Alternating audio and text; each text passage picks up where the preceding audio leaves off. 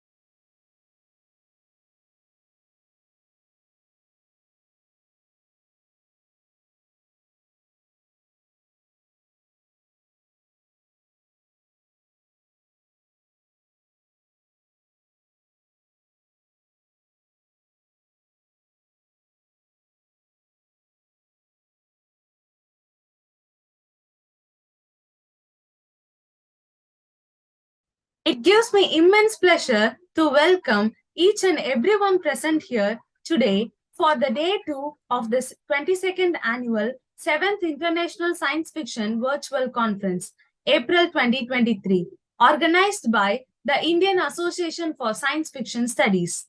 I am Sona S., the final year MA English student from Sri Sharda College, Salem. I am here today as a proud and grateful student to express my heartfelt thanks to all those who have made this event possible. Today's panel discussion is titled as My Experiments with Science Fiction Writings. We have eminent science fiction writers as participants of today's discussion. It's my greatest honor to welcome the moderator, Dr. Ranjan Garge sir, writer of 52 books on science and science fiction, retired principal, director of Cosmos, a microbiologist, journalist, mountaineer, educationist, and outdoor management expert to take over the session. I'm Dr. Ranjan Garge, moderator of this pre recorded session, My Experiments with Science Fiction Writing. Namaskar, good morning to one and all. It's a great pleasure welcoming you all in this session. We have 14 panelists with us. I welcome them too. They're all eminent scientists and science fiction writers whom you are going to listen very soon. Hugo Gansback, who was one of the first in using the term science fiction, described in his vision of the genre, he says, by scientific fiction, I mean the Jules Verne, H.G. Wells, and Edgar Allan Poe type of story. A charming romance intermingled with scientific fact and the prophetic vision. Wells used the term originally to cover what we could today call as hard science fiction, in which a conscientious attempt to be faithful to already known facts as of the date of writing was the substrate on which the story was to be built. And if the story was also to contain a miracle, it ought to at least not to contain a whole arsenal of them. In one sentence, we can say if the science element in that story is removed, then it will not remain the story at all. Forrest Ackerman is credited with first using the term sci fi, analogous to the term hi fi in 1954. Michael Moorcock says, introduce your main characters and themes in the first third of your novel. If you're writing a plot given genre novel, make sure all your major theme plot elements are introduced in the first third, which you can call as introduction stage. Then develop your themes and characters in your second third, that is known as development, and resolve your themes, mysteries, and so on in the final third, that is known as the resolution. Science fiction stories are really different from that of the other story forms. While writing a science fiction genre, there are three things working at the back of our mind. First is vision, second is idea, and the third is the source of inspiration. With this, the writer elaborates its concept in the form of characterization, their interactions, and plot making, etc. etc. Then he or she tries to put it in a chronological order which takes shape of a story or a novel. What he or she is ultimately trying to do is projecting the future of that particular science and technology in the form of a story. He or she takes care that the story should not be of a science and technology itself, but more of an effect of science and technology on the human relationships. While doing so, she or he encounters many difficulties too. The major difficulty is to understand the faint line between science fiction and fantasy. The science fiction story can be a love story, it can be an adventure story, it can be a detective story, or even it can be a tragedy also. So, making a story is just like an Henry Ford making a car on assembly line. It has four major stations: chassis making, engine making, body making, and painting. But when I say this, remember, in making of a car, the story of car is not important, but the comforts of human beings sitting in the car are more important. Likewise, in science fiction story, the story of science is less important than its futuristic effect on human life. That really makes a science fiction story different than the other story forms. For science fiction writers, he or she, assembly line is of 8 stations. These 8 stations are as follows. Have an idea first. Great science fiction begins with an idea or a germ. Unfortunately, as people will tell you, all the good ideas were taken long ago, but that's only true if you believe ideas are indivisible. In fact, ideas are totally divisible. There is no idea that you cannot make new by filtering it through your brain. Many people have great sounding ideas for books, but never will write them. That means they are bad. I mean the ideas, not the people. Second thing is have a situation. Some ideas sound like good stories, but they are not. When an idea feels offering pleasure but won't come out, it's because you have a concept but not a situation. Stories are about the change. A story that has no change in it or a threat of change is a painting. And stories that are not about the people are just the landscape paintings. So, you need to find the situation inside your idea. That is the part of the concept that impacts specific people and cause changes to and around them. Third station is writing the novel itself. There are plenty of ways to do this, but all you need to know is that no technique works for everyone, or there is no any standard technique for everyone. And what's best for you is whatever gets you regularly putting down words and feeling good about them.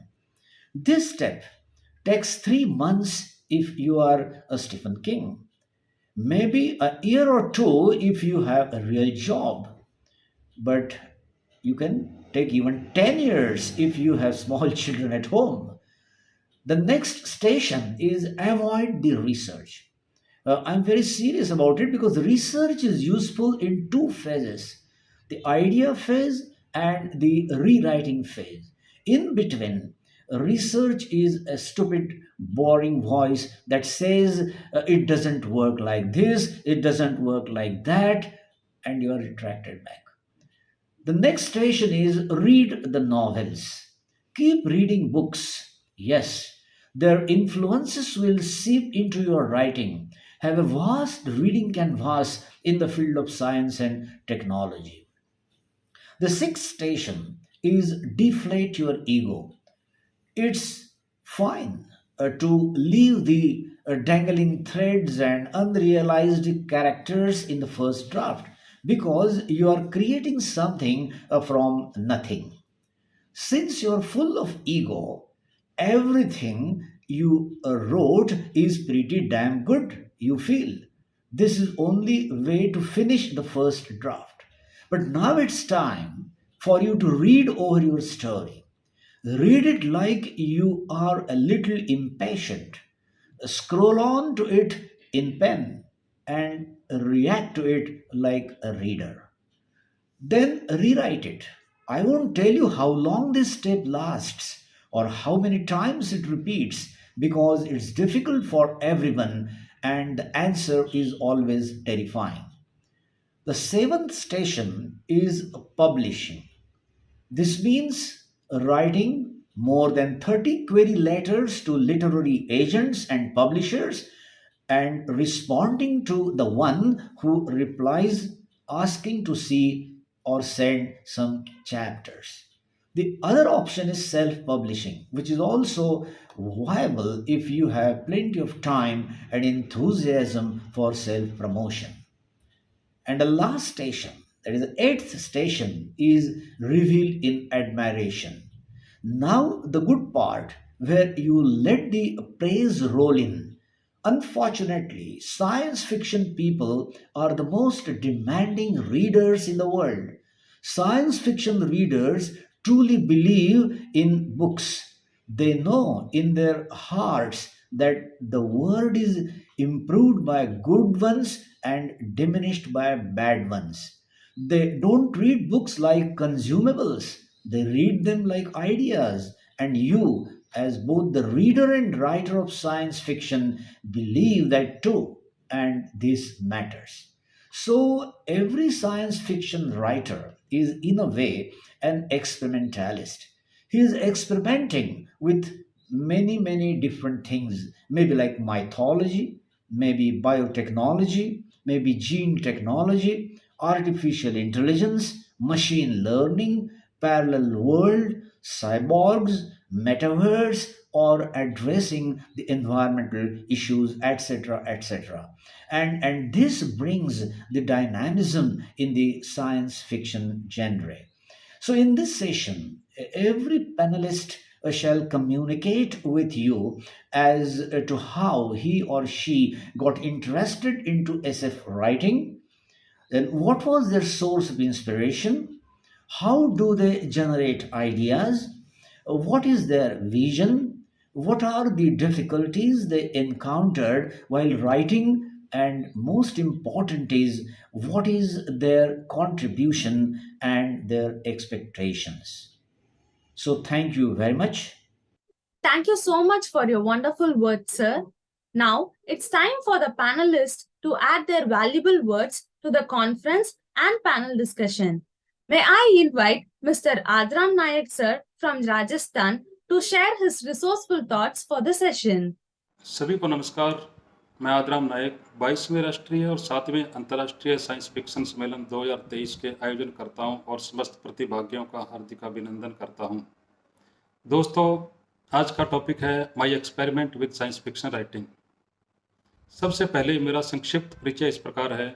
मैं आदराम नायक, BSc biology, Hindi विज्ञान कथा एवं उपन्यास लेखक, golden book award 2023 से पुरस्कृत विज्ञान को विधा पर विश्व के पहली पुस्तक विज्ञान को 1009 संचार का लेखक, राजस्थान राज्य के श्री गंगानगर जिले के छोटे से गांव हाकमाबाद में निवास करता हूं।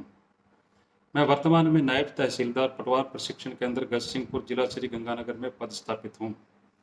एक विज्ञान कथा लेखक के रूप में मैंने वर्ष 1993-94 में 7 विज्ञान कथाएं लिखी थी, जिनका विज्ञान कथा संग्रह मौत की मृत्यु और अन्य विज्ञान कथाएं, ये जो पुस्तक आपको दिखाई दे रही है, इसी के बारे में चर्चा हो रही है। वर्ष 2022 में प्रकाशित हुई है। इसकी विज्ञान कथा संभावना की खोज में एलियन पृथ्वीवासियों के साथ मैत्री भाव रखते हुए आबादी को अन्य ग्रह पर बसाने में मदद करते हैं।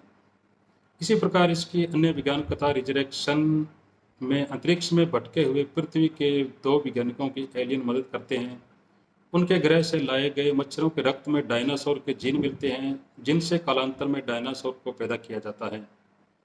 किडनैपर एलियन विज्ञान कथा में एलियन अन्य ग्रहों से वैज्ञानिक, डॉक्टर और इंजीनियर्स का अपहरण करते हैं, फिर उनके मस्तिष्क निकालकर अपने ग्रह के जानवरों में प्रत्यारोपित कर देते हैं।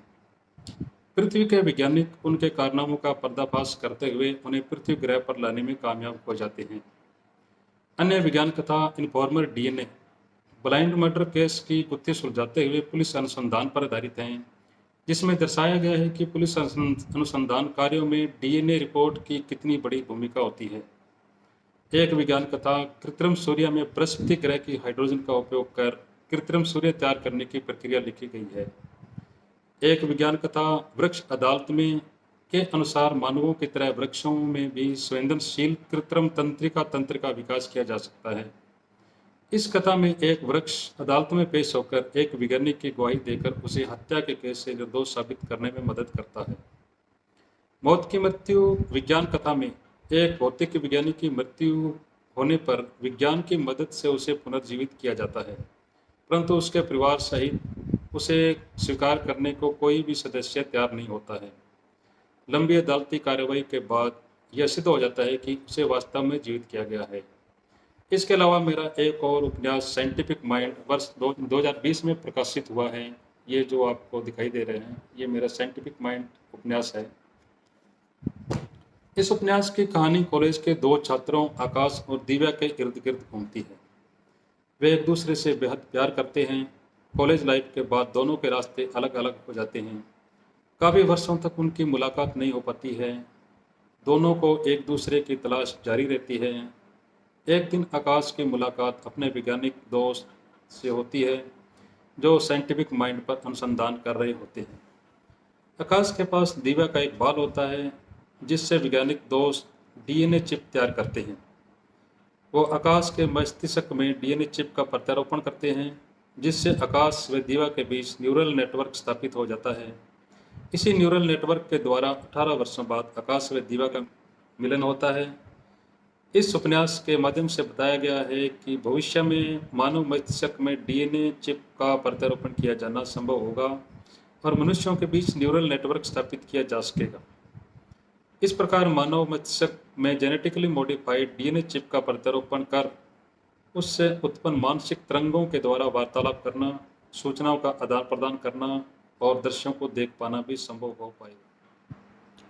पैनलिस्ट के लिए दूसरा क्वेश्चन है, how you got interested in science fiction writing. इस संबंध में मेरा कहना है कि वर्ष 1991 में विज्ञान प्रगति में मुझे जेनेटिक्स इंजीनियरिंग पर आधारित श्री विनोद कुमार गुप्त की विज्ञान कथा खोज और वर्ष 1992 में श्री अरविंद कुमार मिश्र जी की विज्ञान कथा कायांतरण ने मुझे बेहद प्रभावित किया। शायद इन विज्ञान कथाओं ने मेरे मस्तिष्क में विज्ञान कथा लेखन का बीज बो दिया था। इसका दूसरा पार्ट है क्वेश्चन का, योर सोर्स ऑफ इंस्पायरेशन। तो मैं बताना चाहूँगा कि विद्यार्थी जीवन में जब मैंने विज्ञान प्रगति और आविष्कार पढ़ना शुरू किया तो इनमें मुझे जो सबसे दिलचस्प विषय लगा वो था विज्ञान गल्प यानी विज्ञान कथा। पत्रिका खरीदते ही सबसे पहले विज्ञान गल्प ही पढ़ता। यहीं से मुझे विज्ञान कथा लिखने की प्रेरणा मिली।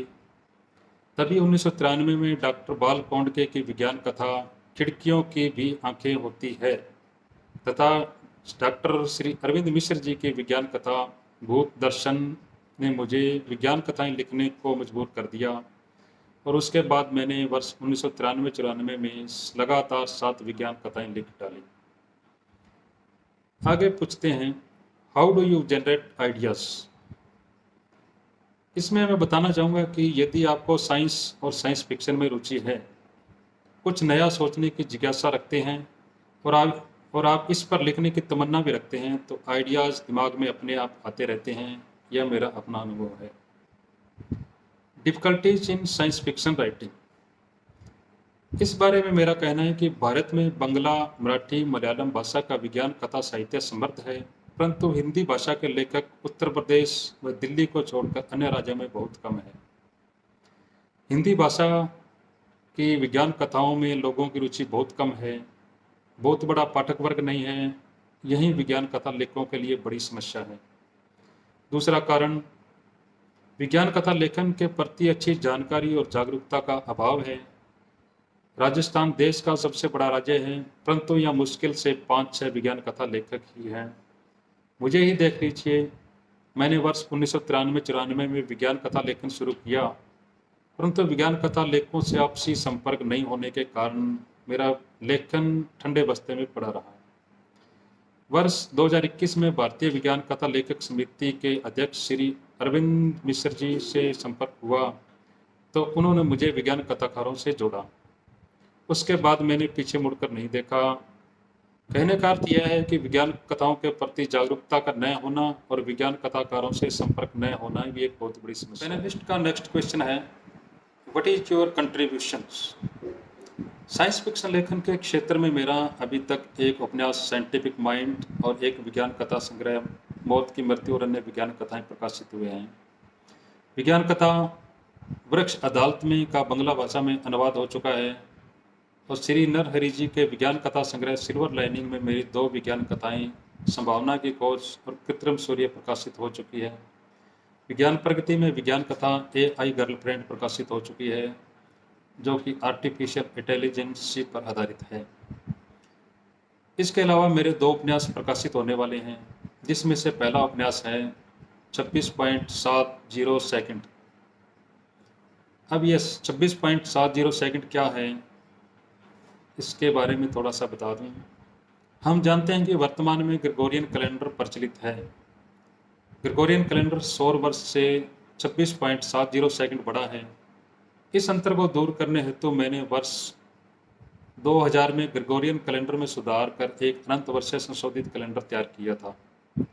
उसी कैलेंडर पर आधारित है मेरा साइंस फिक्शन उपन्यास 26.70 सेकंड। इसमें गणितीय गणनाओं के साथ साथ टाइम ट्रेवल और टेलीपोर्टेशन का भी उपयोग किया गया है। इसके अलावा मेरा दूसरा आने वाला उपन्यास है ब्रह्मांड में तहलका। यह उपन्यास भी एलियन सभ्यता से संबंधित है जो ब्रह्मांड के 18 ग्रहों से मानवों का अपहरण कर अपने ग्रह पर ले जाते हैं और इसमें पृथ्वी ग्रह के अलावा 17 अन्य ग्रह भी हैं, लेकिन वो दूसरे ग्रह हैं जो वो इस पृथ्वी ग्रह की अपेक्षा कम विकसित हैं। तो लास्ट में पृथ्वी ग्रह के वैज्ञानिक उनका पर्दाफाश करते हैं और उस रियामेजिक्स ग्रह के वैज्ञानिकों को पृथ्वी पर लेकर आते हैं। नेक्स्ट है माई विजन एंड एक्सपेक्टेशंस। मैं चाहता हूं कि विज्ञान कथाओं का अधिक से अधिक प्रचार प्रसार हो।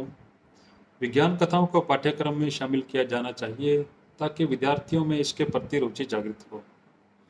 उनमें विद्यार्थी जीवन से ही भावी अनुसंधानों की नींव रखी जा सके।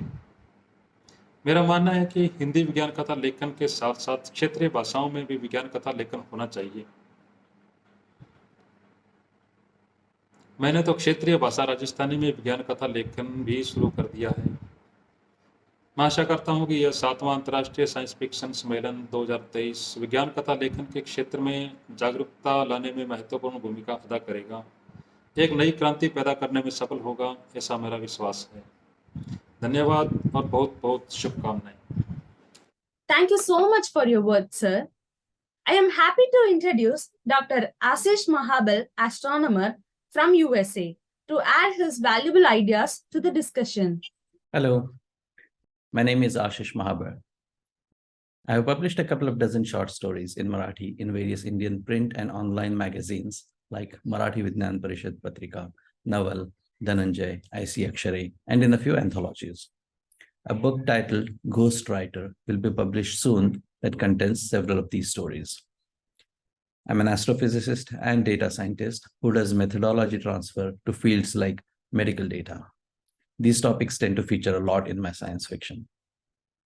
Though an atheist, I am also interested in mythology, and I try to blend germs from mythology in my stories while trying to keep them fiction and not make them fantasy. I'm going to start calling this transfusion mythology transfer. I've also been translating my stories into English. One such will be appearing in an anthology from my institute, California Institute of Technology, or Caltech for short. It's being brought out next month, and the book is titled Inner Space and Outer Thoughts. I've been reading science fiction and fantasy since I was a child. When I got deeper into doing science, I often thought about how some stories could be done differently. Later, when I noticed ideas in my field that were untapped, that seemed like a good entry point. Also, though my education was in English, I wanted to explore writing in Marathi, where there were fewer authors. As a result, I started writing in Marathi. My initial stories were posted on the online website called mybully.com, where I could receive immediate feedback. The readers were honest, and while many liked the stories, I also realized aspects that some people do not like. My interest in science and rationalism has been a persistent source of inspiration. The wonder that astronomy brings, the amazement that life brings, and I don't know what the adjective for it is, the gullibility, especially due to religions, brings. I try to merge things, twist things in order to try to generate ideas if I need to. Many times ideas just come. However, in order to make them palatable, a lot of processing is then required on top of the basics. A flow, characters, places, dialogues, twists, etc., and plugging away loopholes. I won't say that writing science fiction is difficult, but it is certainly a lot of work. Tying the threads together, making the story hole-proof, or at least as bereft of holes as possible. Introducing multiple threads in the first place. Introducing enough characters to make it multidimensional, and yet not crowding it with unnecessary elements. Then there are aspects like avoiding head hopping, where thoughts of some of the characters are expressed as if you are in their heads. If it is just one, that is fine. Then avoiding my own words being put in the mouth of the characters. This is likely the most difficult. As the story unfolds, it takes its own path. And in the situations that arise, it is natural to express oneself as if one is in the story. The diversity balance. I think bringing in diversity is not a problem for me. In fact, at times, bringing in too much of it can be. I try to go after norms, and so sometimes my diversity can become a counterpoint. Aliens and time travel are standard tropes, and my science fiction also includes those every now and then. But my attempts on these two counts are always to keep the explicitness obfuscated. What I mean by that is that while aliens do seem like aliens, I always leave a doubt that they may not be. This springs from the fact that while there are almost certainly other inhabited planets, the vast distances may preclude totally unconnected species from ever encountering each other. Keeping such stories genuine and interesting, and at the same time, inventing a possibly simpler explanation is not always easy. Keeping a balance between commonly used English terms and somewhat obscure vernacular terms when writing in my mother tongue is sometimes challenging. My most basic contribution is, of course, the stories themselves. That is the best way for an author to speak. However, I've also contributed in a few other ways. For instance, in Los Angeles, we started a Marathi writing group. Not everyone writes science fiction, but a few do. I'm also one of the admins of the Sci-Fi Katta Marathi online group. In the same vein, I contribute to the speculative fiction writing group at Caltech called TechLit. It is this group that is bringing out an anthology in April 2023. An important contribution in such groups is critical feedback. Modern India lacks the tradition of healthy debate, accepting constructive criticism. We try to inculcate that culture. That way, published stories do not have glaring lacunae.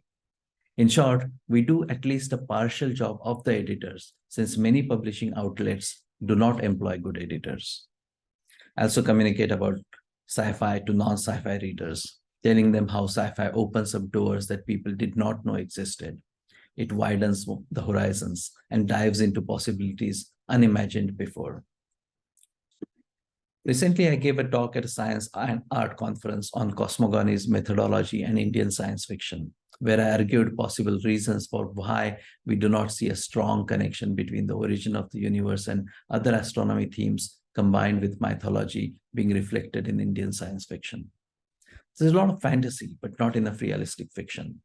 One possibility is that the common Indian reveres tradition more than people and life, and the tiniest speculative deviations can become a cause for backlash, especially with irresponsible use of social media. The solution is for more of us to find avenues to educate the masses about the greater good by considering deviating ideas. I finish with quoting a retort by Lord Veterinary from Terry Pratchett's book, The Truth, from the year 2000. I'm sure we can pull together, sir. Lord Veterinary raised his eyebrows. Oh, I do hope not. I really do hope not. Pulling together is the aim of despotism and tyranny. Free men pull in all kinds of directions. He smiled. It's the only way to make progress. Thank you so much, sir. I would like to invite Aisha Era Nadresan from Kudalur for putting forth his ideas. Tell about your profile as a science fiction writer in short. That's the question. This is my answer. Who are you? Do you know who I am? I am a Malgudi boy. Yes, a fictional town created by the great writer from India, R.K. Narayan. Malgudi is otherwise called Lalgudi. That's where I was born. It is in the Tichinopalli district in India. Fine. You cannot see it in a real map. It's an imaginary town where I was born at the midnight. When I was 5 years old, people told I'm an alien. Of course, I was taking all from my family to the terrace and showing them the stars. I was telling stories. Where I got this imagination, I don't know. I was just telling them that star, that star is going to burst today, tonight. You see, it will rain. And thunders, everything became characters in my imaginary stories I was telling from the young age. When India sent the satellite, first satellite, Aryabhatta, I completed my matriculation. And then when I went to college, it was the time that the first computer reached Kolkata. Fine. My first short story, science fiction, was written when I was in college. I put it in writing because in college I was in a very important group called Students Federation of India. We were having a reading club. So for that reading club, we occasionally read stories also. There I was telling stories. One fellow told me, you can write it. There started my journey in science fiction. It's an imaginary story, Stand and Walk, about a girl who had no legs. But somebody helped her to learn, and there was a kind of a leg She got artificial leg, and there she stands, she walks, and that machine keeps her going. Even today, when I go for computer, when computer is asking me, are you a robot? I won't answer that question because I believe maybe 50% I am a robot. Then the journey started. Of course, my first star story, which was Stand and Walk, got the Isaac Asimov medal when I was in college, and the medal was given by the Russian Cultural Center. My goodness, my first collection of science poems, they were released in Bangalore by my great science fiction pioneer writer Sujata. Then it all went on well. I now is the author of more than 200 science fiction stories, about 9 novellas, 3 novels of science fiction. I also write a lot science critic and critics. Of course, Muller Algebra, Aisha, Darwin School, 1729, Circus.com, Minmini. They are all very famous, some of the famous of my science fiction novels. Climate Refugees is the latest. It is the first climate fiction in my language, Tamil. Of course, I write in Tamil and I also write in English. Vinyana Vikramadityan Kathaigal. That is the Vikramaditya and Vedal. But that Vikramadityan is a scientist in the modern era. That book received Sahitya Academy Award, the Bal Puraskar, which is given for the fiction writing for as well as the children texture is concerned. Now, my 3 science fiction stories have become films, short films, and one of my science fiction film stories is now a famous video game in Tamil Nadu. Question number 2. How you got interested in science fiction writing? Here is my answer. As you told, I was belonging to an imaginary land and I had many imaginations. I started not as a writer but as a storyteller of science fiction. Then, of course, I transformed into a writer. But I was a vast reader. When I start reading, even I don't know. Because my father had a collection of great books always at home, and he was a vast reader. Though he was an official in the government, he was also a fantastic reader who used to discuss characters with us. So it started in my school days. In the Malgudi, that imaginary land, there was my grandfather living. I went there and usually there was a small library at the corner of the house and we were allowed to read. Of course, we were allowed to read. Every summer holidays we were there. And there I took H.G. Wells, Invisible Man. The first story I read, I was so shocked. And I wrote myself, I was telling everybody about the invisible boy, about the invisible teacher, this and that, so many stories from that. And I read all the trinities, the great people, Asimov, Clarke, and Roy Bradbury. I also read in the later years in my college, J.C. Bose, Satyajit Ray, and I also read a lot of Sujata. Then, as I told you, I entered science fiction through the same stream. And now, of course, the inspiration and also the great reading that I have made and looking at everything with science prospect actually has made me into a writer of science fiction today. The next question is, what is your source of inspiration? And this is my answer. But as a writer, I have to tell you that in 1985, when I was actually in college, I read a wonderful story by Kir Bulichov. He actually is a Soviet science fiction writer. His book, Two Tickets to India, changed my path of thinking and writing. Two people tried to come to a conference in India, which is about the environment, saving conference. And one man is transformed into tiger when he enters India. And that Bengal tiger, he was moving here and there, and what happened to the conference is the story. And that story got me, and I became aliens, everything. And Singaraveller introduced to me Ivan Evermov and Henry Derkatsky, like those kind of writers. And I also read Isaac Asimov. Satyajit Ray's Professor Shanku, another one which inspired me. Computer Grammar, written by Sujata and Iniya Yendira, something like that. These are all my inspirations. Today, I get inspiration from the happenings.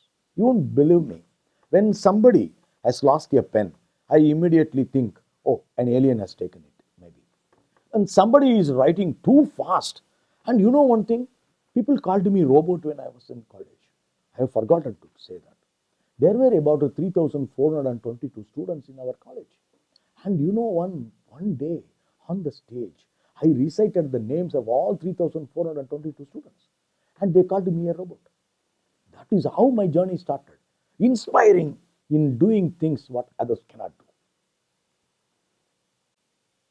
How do you generate ideas? Is the next question. And this is my answer.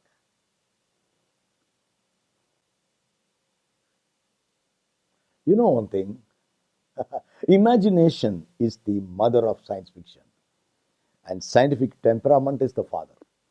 You miss any one of the things, you cannot write science fiction at all. I get inspiration. For example, when tsunami happened and plenty of people died, I wrote the first tsunami science fiction story in Tamil. The title was Naga. You know, I had a dog in my house. We named it Laika, the first dog that entered space. Anyway, we are living like a space kind of people. Laika gave me some ideas, and I wrote the Darwin School, such a very famous of one of my very famous science fiction novels. And you know, 5 or 6 lines of core science will be there, and the remaining is story, story, story. I get inspiration from everywhere. I get ideas from everywhere. For example, imagine that I am not talking to you directly. Only my digital, copying is talking to you. Or imagine one of the panelists in our group is not a human being at all. He may be a robot. Maybe. Think about it. You can get inspiration from anywhere and nowhere. Of course, that goes like that.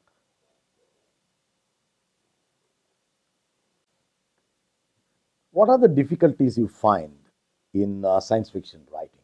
That is the next question. And this is my answer for it. When I was a science fiction storyteller, telling stories, imaginary stories about I met a man from Saturn and one of my teachers landed from Venus, something like that. When I met a woman, I told many of them they have come from moon.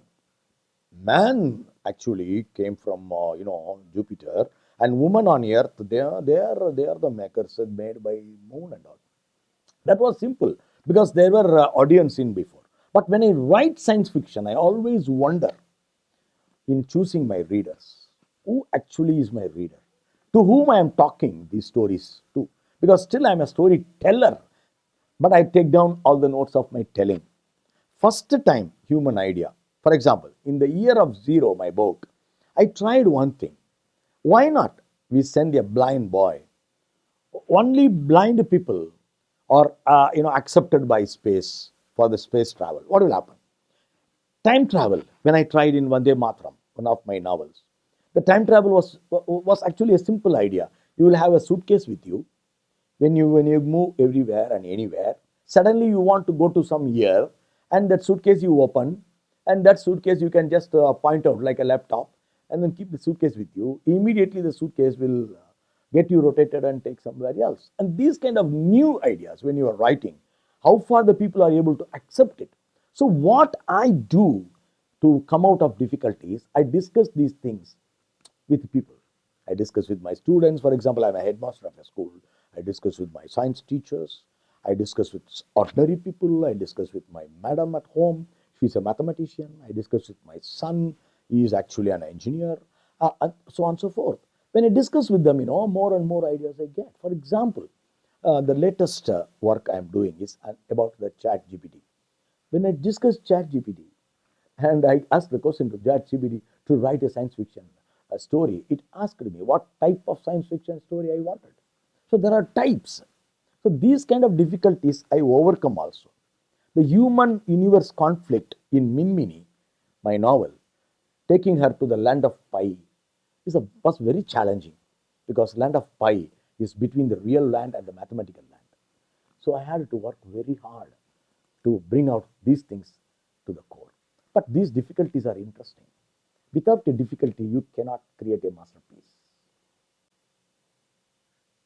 And finally, what is your contribution to science fiction? This is my answer. I wrote a story of a school girl who is also a science experimentalist. Her name was Aisha.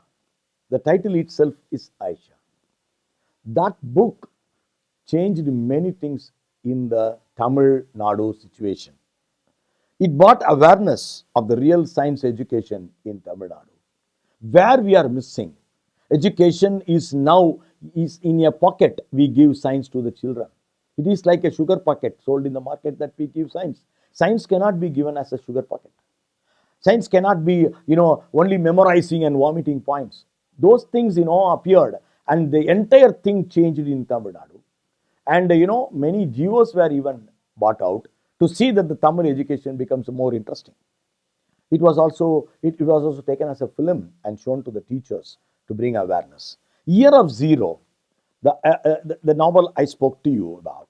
There's a blind boy going to space. It went on in Braille language, read by thousands and thousands of blind children, and that was a great contribution. The first and the only novel in Tamil that has gone for the Braille language.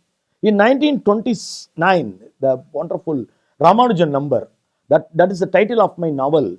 It is the plight of the cancer children, which I discuss in that novel. That is, even today, in medical colleges, it is discussed how to really, encourage these children, how to approach these children, and how to come out of these psychological problems. 100 lectures recently I gave on science fiction, science books, and also during the pandemic, they become a very important contribution in the science fiction scenario of Tamil Nadu. I wrote Vasi Kalam, all the books of Kalam together in a single book. Kalam loved it, and it was introduced in the school curriculum. I wrote Eureka Court, which is a very important drama, science fiction drama I wrote. That is the first and foremost drama, only science fiction drama in Tamil. And I did one talk show for 75th independence of India. Our traditional scientists, our great people who contributed to science, I discussed in every episode. 75th episode I completed on 15th of August on the 75th Independence Day. These are all my contributions. Every year I conduct a children book fair in Kadalur. Science fiction is a very important area of that book fair, where small children, they attend workshop, everything, how to read science fiction, how to create science fiction, and how to love science fiction. Thank you so much, sir. Now it's time to invite Dr. Betnali Chetia, HOD, Department of Sciences and Humanities. Hello everyone, I'm Dr. Bernali Chetia, HOD of the Department of Sciences and Humanities, Indian Institute of Information Technology, Vadodara. I'm the author of 3 academic papers on science fiction and editor of a science fiction short story collection. The title of my first paper is Women in Science Fiction, Echoes from an Uninhibited World. So it was published in a 17th volume and third issue of an international journal called Language in India in the year 2017. The second one I have co-authored with my PhD scholar Devrat Hazra, and the title is Notion of Gender in Science Fiction Films and Its Social Influences. In the year 2021, it was published in the volume number 20 and the first issue of a Scopus Index journal, Ilco Gretum Online.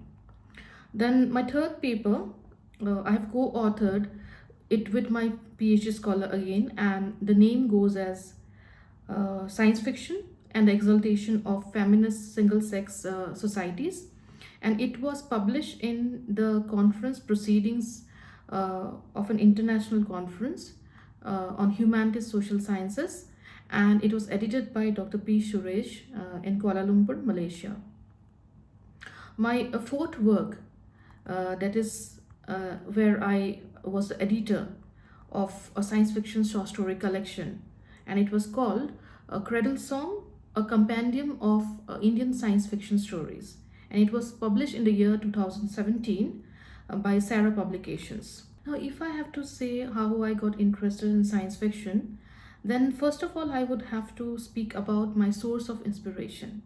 So, generally, most of the typical Indian households they discourage children from reading science fiction stories, basically for its dystopian approach, complicated themes, unfamiliar twists and turns. And but I was, if I have to be honest, I was fortunate enough in this respect that my father and brother were both voracious readers of science fiction, and like most of the children of our time, I'm talking about the 80s kids. So I also started at the age of 8 to 9 years with the average versions of the classics like H.G. Wells's Time Machine, Jules Verne's The Journey to the Center of the Earth and 20,000 Leagues Under the Sea, then Mary Shelley's Frankenstein, etc. And in my teenage, I slowly moved towards the works of Isaac Asimov, Arthur C. Clarke, Ray Bradbury, Robert A. Heinlein, then Frank Herbert, etc. Of course, by this time, I had also started my interest in regional literature, that is, the regional authors of science fiction. And I started with Bhabendranath Saika. Like being an Assamese, I first started with Assamese books. So I went for Bhabendranath Saika's novels and stories, then Saurav Kumar Saliha, then Dinesh Chandra Goswami, then Bandita Fukan. Uh, After some time, I also moved to Bengali literature a bit, where I did read the science fictions by Sunil Gangopadhyay and Satyajit Ray. And further, if I have to talk about science fiction at that very period, I also went for some Indian writers who wrote in English, like Amitav Ghosh, the famous Calcutta Chromosome. Then you have Jan Narlikar, and in fact there was one story in the CBSE board too in class 12. So overall it was such that science fiction very much became a part of my life, my growing up years. Then it was basically during my university stint when I realized that I have hardly read any English fiction which was written by women writers or women authors. So it was then I started my tryst with the women science fiction authors like Ursula Le Guin, then Joanna Russ, further Margaret Atwood, then Doris Lessing, and Octavia Butler. Now, if I have to talk about how I generated the ideas or how does one generate ideas, then I would have to first talk about the academic writing. And in my academic writing, I would like to say that the ideas which like make me feel that my perspective or a comment is required, or my perspective or my comment is little different, then I sit and write on the topic. Like if I have to talk about generating ideas, then I have to also talk about my stint as a teacher of science fiction. So I have been teaching this course on science fiction to BTech third year students in the last few years. And as I'm talking about this, I have to also talk about the nature of the subject. So this course is interdisciplinary in its approach, and it examines the development of science fiction over the ages to its current global culture. It explores the history of science fiction in literature, films, and comics, and further it delves into intersections of science, technology, society, and policy. The primary objective of the course is to appreciate the genre and nuances of the work studied, to develop an understanding of the nature of speculative fiction, to enable the students to analyze theme and method in science fiction, to develop works of science fiction and fantasy in a larger cultural, intellectual, and aesthetic context, to develop skills in weaving ideas based on original thinking. And finally, to enable students to switch on their creative bug. And in this, I have really stood with them, and I have helped them out right from generating the ideas, the germination of ideas to the final product.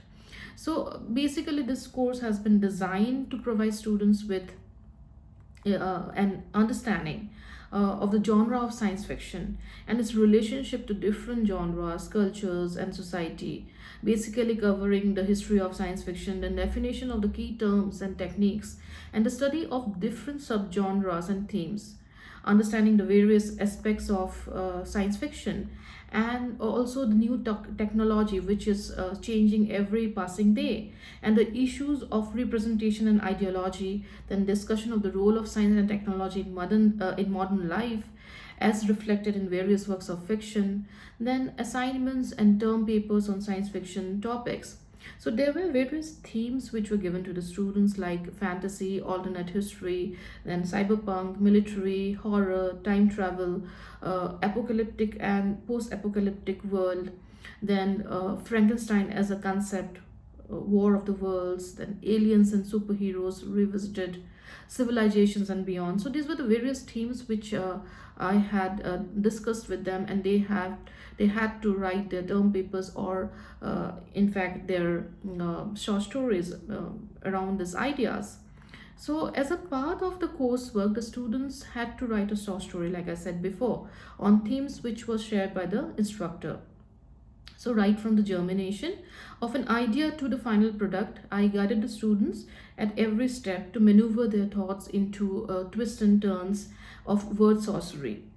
Now, we begin, when we write science fiction, we begin with reality plus what if. The way this what if element operates is based on the principles of actual science. Now, unlike fantasy, the stories of science fiction has to be weaved with technology and scientific theories, and not just by weaving a magical, you can say using the magical wand to write a story, to weave a story. So that is not what happens in science fiction exactly. So for this, one has to keep oneself updated with the latest development in the field of science and technology, or then think about the impact of those inventions or innovations and discoveries, then explore the various dimensions of the development, like AI, and how AI theme can be juxtaposed creatively in a story. um, if I have to like talk about the difficulties in science fiction, then I will be honest enough, and I would say that it is not very difficult to write academic articles related to science fiction, but when it comes to creative writing, there are some challenges.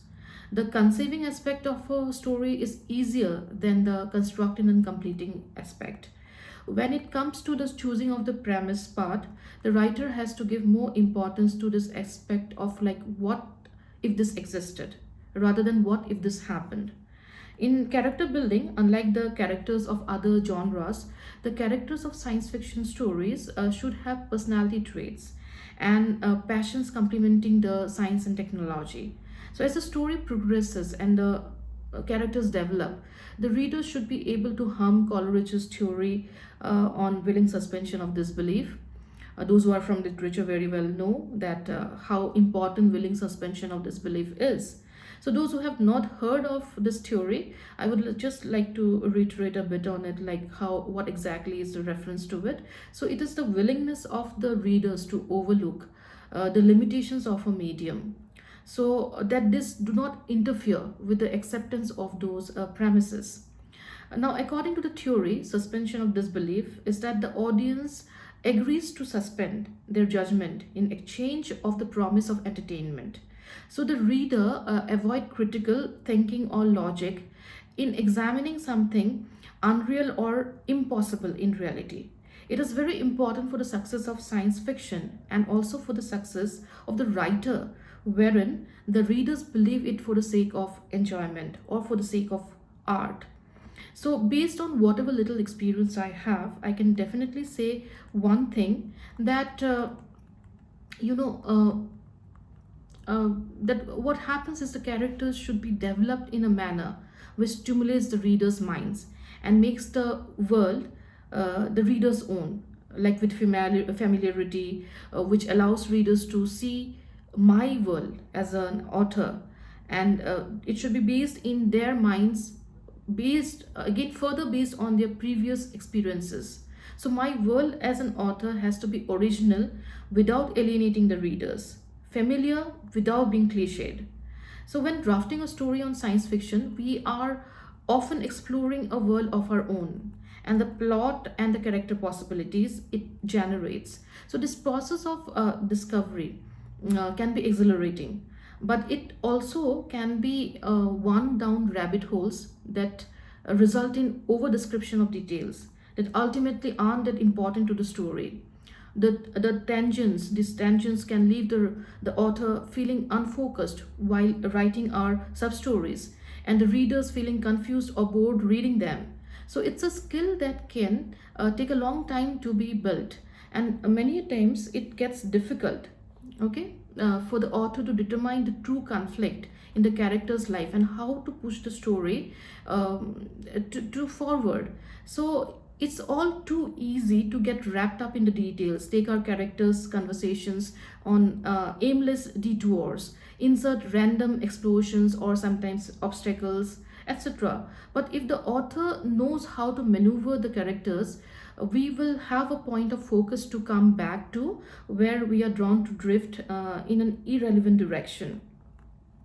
So, when reading science fiction, I believe all of you have, in all probability, noticed when the language fills off. Most of the times, it is either too modern, too scientific, or sometimes too unscientific too, or at times too elaborate or too terse, and sometimes again too expletives prone. So one has to be very careful about the various nuances of language. So although a language used has to be something natural, but at times one would have to put an extra effort by making those cosmetic changes, wherever required in the language in order to make it more readable. So the reader should be satisfied at the end, and in order to have a satisfying ending, the author has to give more importance to all basic nuances, right from the rising action to falling action, then to the climax. Every inciting event must be tended to. I would like to say that all things of writing have their own set of challenges, and at the end of the day, one has to take refuge in the theories of Roland Barthes. I believe you are getting what I'm trying to say, the death of the author. So the listeners are, clever enough to understand what I'm hinting at. So, coming to my contribution to science fiction writing, my vision and expectations, as I've said before, that I have written a few academic articles and edited a science fiction short story collection. Along with that, I have been teaching a course on science fiction and also supervising PhD scholars on various topics of science fiction. And one of the topic which I'm currently working on is conceptualizing gender identity through science fiction texts and films, a diachronic approach. So regarding vision, I'll have to discuss a bit on my experience of editing the anthology of short stories. So I was delivering this lecture on Mary Shelley and her first major work in front of a handful of science fiction enthusiasts, engineering students. And it all started in that January afternoon when I asked my students, all in their early 20s, to write a short story each. So they wrote and read it out in the classroom. I noticed that some of those stories were really good. I asked them to write again, keeping in mind the juxtaposition of the Indian milieu in their stories. This process went on for almost 4 to 5 months, and finally we were ready. So, from the shelves of shelves which were devoted to Victorian writing, for example, Frankenstein in a bookstore, to the possible artificial intelligence revolution in Ex Machina in a multiplex theater. So, science fiction has traveled some good distance. Until date, the exact definition of science fiction remains contested. The genre is still exploring the potential of retelling a fictitious tale of time, then space, genetics, technology, and experience. In fact, science fiction as a genre of literature distinguishes itself from others by its portrayal of a world of imagination, utopia, or dystopia. This genre plays an important role in the society as it talks about an alternative world of possibilities, possibility of an equal world, where one can critique gender roles, traditions, and values. Now, going back to those handful engineering students, carrying forward this legacy of creativity, of imagination, and an alternative world of possibilities, they came up with 12 stories. And all these 12 science fiction stories covered a wide array of themes like the future, then alternative timelines, mutants, androids, then humanoids, wormholes, then sometimes also paranormal abilities. So, all these themes were well supported by human emotions of fear, anxiety, anger, then jealousy, revenge, happiness, love. All these stories in this collection are based on stories about people and a tryst with science and technology. Each story is unique in its vision and treatment. However, each story with its myriad backdrops, be it an alien world, alternate histories, or other planets, or any random place, but it had one thing in common, that was its correlation or its connection to Indian milieu. So, science fiction is already brimming with visions of the future and the many wondrous things in the human that the human race can achieve. So, for me, rather than discussing my expectations, I would like to discuss my observations. Actually, the word science fiction, uh, it's at first glance, it appears to be an oxymoron, for it is comprised of two terms that seemingly contradict each other and cancel each other out. S- As we see, like science is what? Science is truth, that which can be replicated and predicted on the basis of a retestable set of rules. On the other hand, fiction is ephemeral, a lie that is made to seem real. It is inherently true. It cannot be made to happen. However, it can be accepted to be true, and such acceptance may allow the reader to experience a certain transport and consequent pleasure or other such emotions. However, the wedding of the two terms had engendered possibility of one of the most like lovable, you can say, or the most loved genres of literature. And in the present times, science fiction is a raising theme, and the brightest and the best minds are creating beautiful works of art, testing the farthest shores of imaginative independence. The dystopian realms that populate the storylines of modern science fiction connect to and represent the inherent fear that resides in each person's mind, born out of the merciless space of technological progress, which threatens to free itself from the control of its human masters. It also represents a certain contradiction that lay in the fact that mankind wants to retain control over all that it sees and makes, while it progressively also gives up control to automated processes and mechanisms where it thinks of controlling. Then science fiction allows one to explore and experience the bewildering possibilities of what happens when the delicate balance of control is tipped in favor of machines, when we lose control over that controls everything else. Now, science fiction also allows us to play God. Okay, I mean, it sounds a little weird, but it does. So, and it is something which has a deep resonance with the reader. Man has an irrepressible urge to find meaning and rationalize. Seeking control is an expression of such urge for you to understand what you control. Basically, that is what we are trying to do. Mankind was not brought on this earth with a manual that not only lay down the casual factors that preceded humankind, but also accurately describe what future events would be. mankind was handed a blank canvas and it had to toil very hard to construct all that it has achieved. It had to put in a lot of sweat and blood to gain control over its surroundings, master its vulnerabilities, and emerge as the apex species. Now, the journey is still incomplete, because the pace is ever increasing. Mankind still grapples with unfathomable challenges like death, disease, nature, and his ultimate dream would be to decipher and gain control over these fundamental elements. And that is what is to be God. Science fiction allows one to be in reality where one has become God, and it has tremendous appeal. So, needless to say, science fiction has immense traction with the youth. In a world where technology is almost synonymous with oxygen and water, science fiction satiates an integral need for today's youth to read what is relevant in the here and now, and also extrapolate it to what could be the immediate or distant future. In essence, science fiction has become immensely philosophical and is no more a simple tale of unfettered flight of fancy. It has become a serious treatise to what to come and what humanity shall make of it.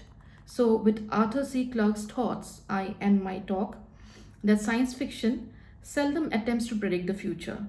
More often than not, it tries to prevent the future. Thank you. Thank you so much. Now I invite Lucy ma'am from Charles University. Hello, my name is Lucia Lukačevičová. I'm from Prague, from Czech Republic. I'm a science fiction writer, creative writing teacher, and a translator. I have a degree in librarianship and cultural anthropology. I enjoy traveling very much, and I collect myths, legends, and ghost stories, and that's part of the material that I work with in my writing. I have won 2 times the Czech prestigious Karel Čapek Award, won the Best Fantasy Short Story Award, and the European Encouragement Award. I have published 7 novels, 5 other novels with co-authors, and over 100 short stories, some of them in different languages, in German, English, Portuguese, Italian, Romanian, Chinese, and in India, in Canada. The short stories that were published in English, one of them is called The Three Magi and was published in the anthology Recognize Fascism. And the next one will be published in the anthology Life Beyond Us. It is called Devil in the Deep, and the whole anthology is about life forms, but not as we know them. Unusual either in deep space or, in the case of my short story, deep in the earth. And I was collaborating with Czech seismologists and geologists to finish the story, to have the adequate amount of scientific input.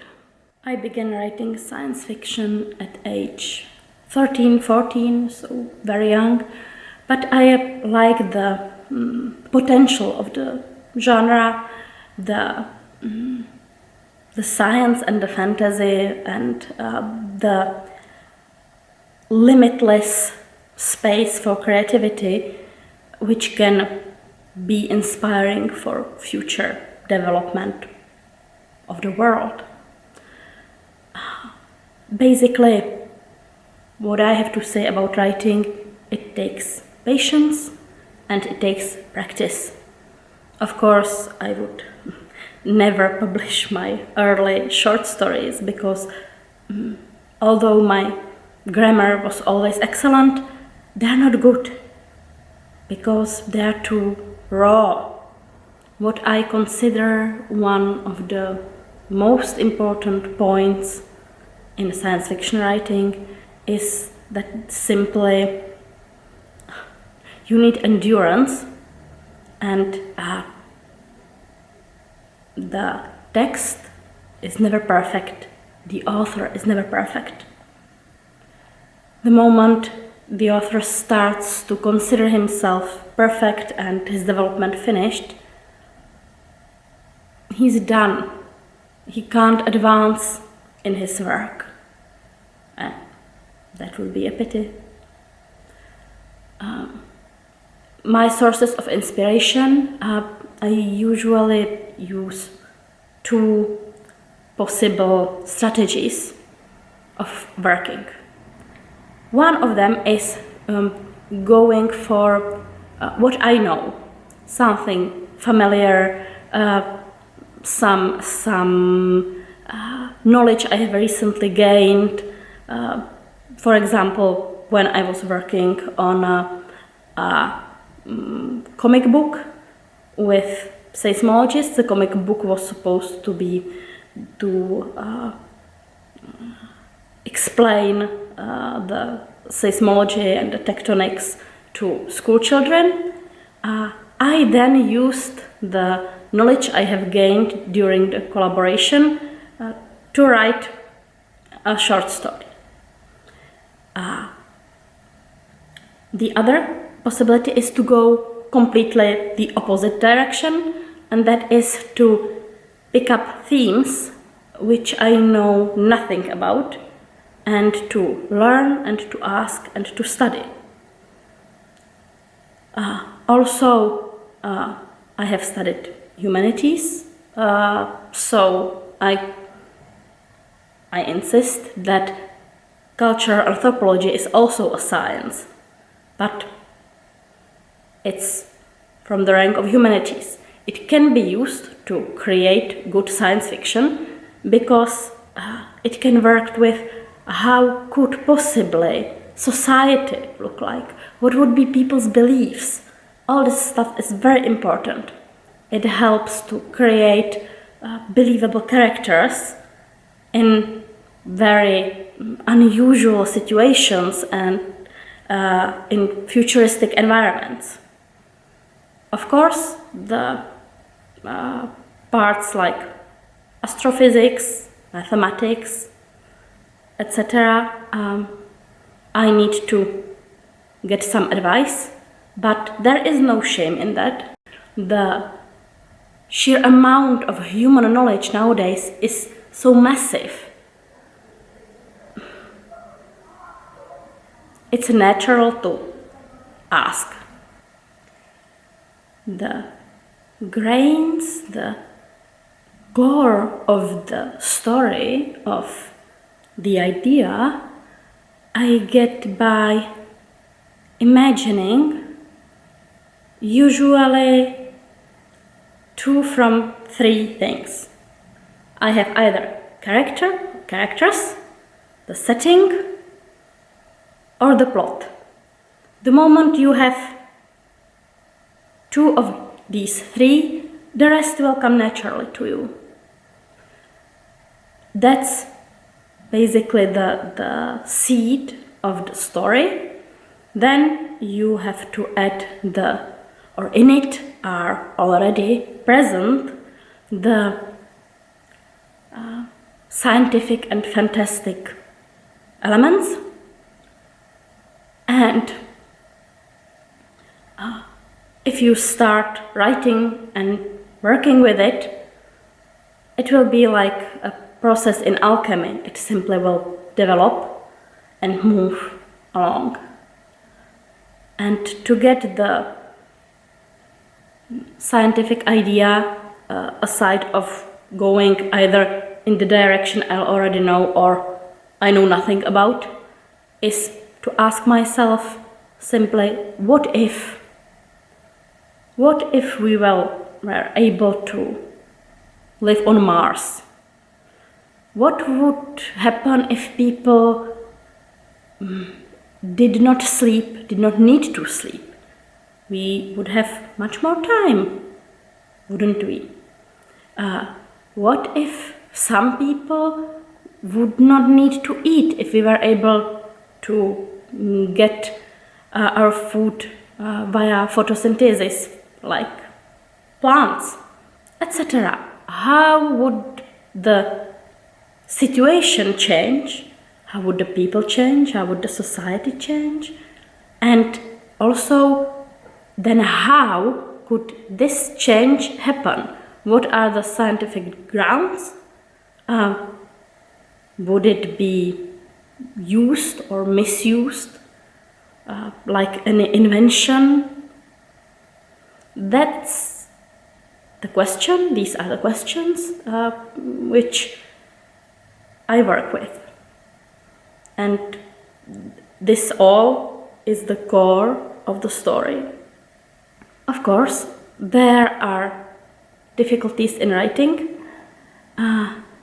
It can happen that simply in one moment I'm not sure or I don't know how to continue. In that case, it's good to talk with somebody about it. Because usually when you start explaining the mechanisms you are using, even if you are in a desperate situation as a writer and what you thought would be a cool idea, suddenly it doesn't make any sense, it doesn't work. If you start explaining in that moment, and I know that as a teacher, you will much more easily come to the conclusion what has to be done, how the story continues, what research you need to do to make it all work, to make it make sense. So don't worry, it's good to have somebody you can talk to or with whom you can exchange messages. Another trouble I could speak of is that usually the young writers I know are either too proud or too insecure. Those who are too proud publish on the internet and think that they have conquered the world, and if not so, that they deserve to conquer the world. And there are others, young authors and already good authors, who simply are insecure, who are afraid of criticism. And it's like in Greek mythology, these two beasts, Scylla and Charybdis, and with the ship of your writing has to sail between them and not get eaten by the snatching heads of Scylla or drowned by the fish-like Charybdis. It's not easy not to fall prey either to pride or to inner insecurity. So if you feel like this, you are not alone. Go on, write, have endurance, have patience. I have worked hard to get science fiction from the ghetto, from the prejudice that it's just senseless fantasy, because it's not. Science fiction has lots to teach, lots to tell. It can portray future developments. It is always about people. It portrays the human nature in different conditions. It has a lot of deep inner meaning. Of course, we are talking about good science fiction, but in every genre, there are texts which are very good, excellent and inspiring, and then texts which are not.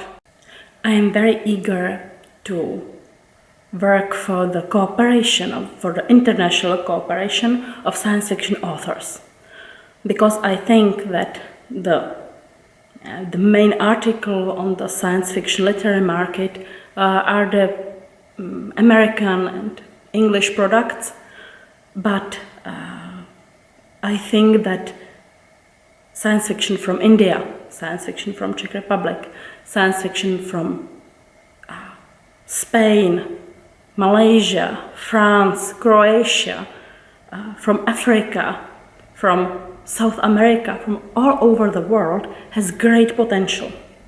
So I try to work outside the borders of the small Czech Republic, and I see the future in that we will be able to get to more stories, to more inspiration, to more invention, and that science fiction is also the key to read about other people's, our nations' trouble, experience, perspective, which can be given to us, which the science fiction novels and short stories can relate, and that it's something that broadens our horizons. I'm glad that I could be here with all of you today.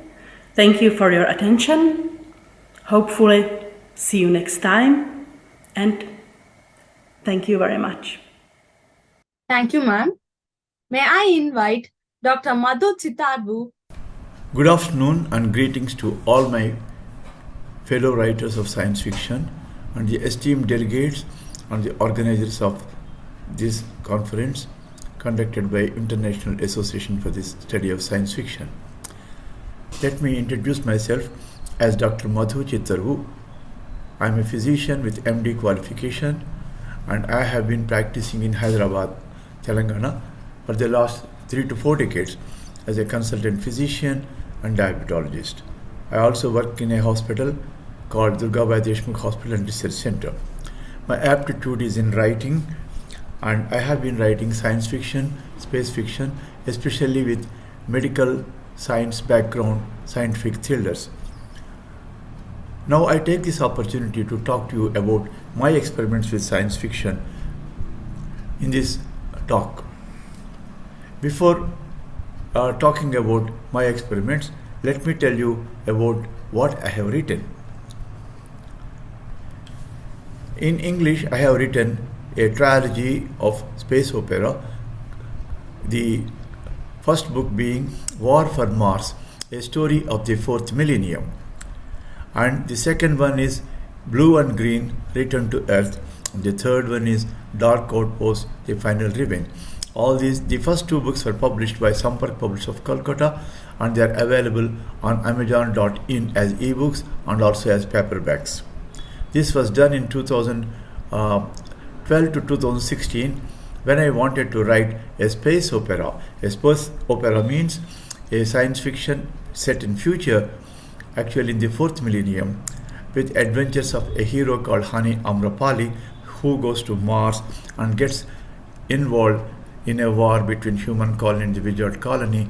And I have written sequels for this book with titles of Blue and Green when the story takes place on Earth, and Dark Outpost when the story takes place in the solar colonies and the planetary colonies of human colonies of the solar system.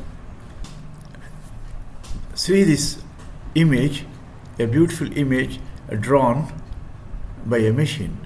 This is artificial intelligence chatbot Wonder drawing a figure for my story of robots, which is being currently serialized.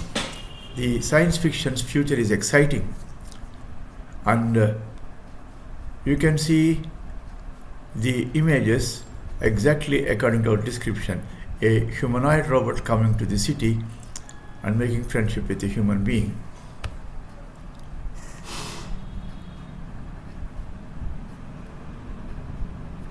These are the covers of my Telugu books. The first one being ICCU, a medical science fiction thriller based in cardiology background in an intensive coronary care unit, and Bye Bye Polonia, the second one, and Epidemic, the third one. These are the part of medical science fiction thriller trilogy which were written by me in Telugu. I have also written other novels called Salegudu, that is a spider's web with internet as background, and Auna, with a heroine who has diabetes. And I have published story anthology of normal stories as well as scientific fiction stories. So having said that, we have to decide whether really what we have been writing is science fiction or not. When we claim that we have written science fiction, we must see the definition of science fiction, whether the work we are doing is really pertaining to the science fiction. There are many definitions of science fiction. Let us take Isaac Asimov, who is the father of science fiction, and he says it is the reaction of human beings to changes in science and technology. Robert Heinlein, another great stalwart of science fiction, he says science fiction is realistic speculation on possible future events based solidly on the science of present, past, and a thorough understanding of the scientific method. Science fiction contains many genres, and it is difficult to define in a particular form.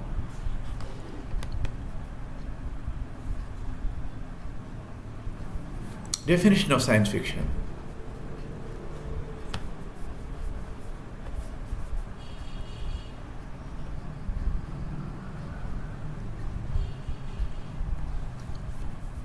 Science fiction is a genre of speculative fiction which deals with space exploration, interplanetary travel, time travel, robots, and various future advanced technologies based on present-day science. Like that, if we see a work of fiction, if there are such things like space exploration and interplanetary travel, time travel, etc., you can classify it as science fiction. Of course, there are many other definitions. Sometimes in the past, this fiction had even predicted developments like satellites, atom bombs, and robots which are actually have become true in the present day. So, science fiction's content changes with the concept of the present day science and imagines future life.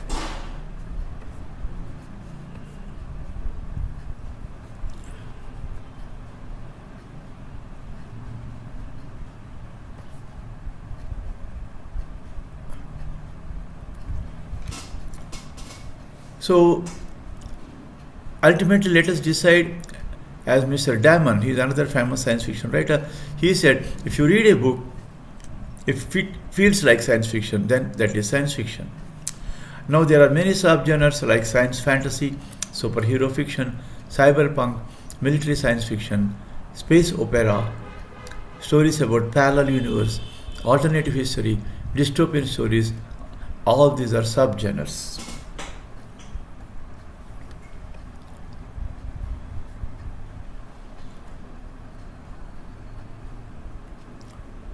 So, how I started my science fiction? That is a question I face. Why are you interested in science fiction? I have written ICCU, that is Intensive Coronary Care Unit, a novel which was written in about 1990 while I was working as a junior consultant in a hospital medical and cardiac department. The climate I described was in the Intensive Coronary Care Unit, but a criminal doctor as a villain, that was the idea. This villain doctor, who is a cardiologist, places a device, pacemaker, which actually controls the rhythm of the heart, but he invents how to control the brain of the patients also. He manipulates the patient's brains so that they will do whatever he says, and he will utilize them for his purposes of robberies or getting money and such things. This part is fiction, and the part up to pacemaker was true. So people ask me, why not romantic novels and why sci-fi? Even as a student in 1970s, I wrote stories and published, and I got prizes in weeklies and magazines. Later, after finishing my post-graduation, I had worked in Algeria on deputation by the government of India as a medical specialist, and I had a break because I had no contact with my home country or literature. But I was excited to find that there were horror and exorcist and ghosts and superstitious themed serials were becoming popular in Telugu weeklies. When I came back in 1987 or 86, I decided why not create medical science fiction thrillers instead of these stories being based on superstition or ghosts and such unfounded theories. So that was the motivation for me to write medical science fiction thrillers. Why not the readers like these stories? I thought. That's how I started the ICCU in the beginning. ICCU was serialized in Andhra Prabha Weekly and was received well. I had trouble in convincing the editors. I had gone to editor asking for publication of this, and they were skeptical. What is this story? Who will read this? But ultimately, Mr. Vakati Panduranga Rao, late Vakati Panduranga Rao Garu, he accepted this and published. It was received very well. It was described by the critics as an explosion of medical and cardiac knowledge. It was also translated to Kannada, I am glad to tell, by Mr. Ramaswamy Garu of Uthana magazine, editor, and serialized and published too as a book. But the problems were there. Some readers complained of too many technical words like myocardial infarction, cardiac arrhythmia, such things. I had published a translation of these Telugu words as a glossary and attached to this book also. Bye Bye Polonia was the next sequel to the ICCU with the same villain who escapes from this first novel, who goes abroad. And in this novel, I described the situation in Algeria, in Sahara Desert, where I worked in a Sahara Desert hospital. And this villain doctor works in that hospital as a consultant again, secretly escaping there. And the hero doctors also work in this hospital. And this Dr. Rao, who is the villain cardiologist, encounters extraterrestrial persons who happen to land in the Sahara Desert to repair their ship. They are bitten by scorpions, and Dr. Rao treats them and finds that when they were given morphine, an analgesic or a painkiller, their powers were increased manifold. Then slowly he makes them junkies to the drugs and makes them do his jobs with their superpowers like time travel and lesser powers, etc., for bank robberies and other nefarious activities like kidnapping of the political leaders, etc. The good doctors who are investigating these cases, they follow him and catch him. And finally, a Hora, a Time Lord who comes from their planet, also helps the good doctors. And finally, Dr. Rob is captured while escaping, and the extraterrestrials, instead of killing him, push him back to a time prison, just like he did the political leaders by kidnapping them and putting them in time prison. Dr. Rob is pushed to time prison, and the extraterrestrials escape, giving huge thanks to the good doctors. This is a story, Bye Bye Polonia. The Polonia is the name of the heroine and of the extraterrestrial lady who likes the doctor. She is a type of a heroine, and it was a bold attempt. It was not done before in Telugu, and it had received good reviews, including one in the prestigious The Hindu magazine by Srimati Ambika Anand, a famous poet and bilingual author based in Bangalore. It followed another novel followed. It was called Epidemic. The same Dr. Rao comes back from the past by a quirk of circumstances. Again, he encounters extraterrestrials in the past, that is, in the 200 years ago, while he was working in that past along with tribals. He marries a tribal girl, and when the extraterrestrial ship lands due to some problem by hitting by an asteroid, and they get viral fevers, Dr. Rao treats them and asks them as a favor, please push me back to my time.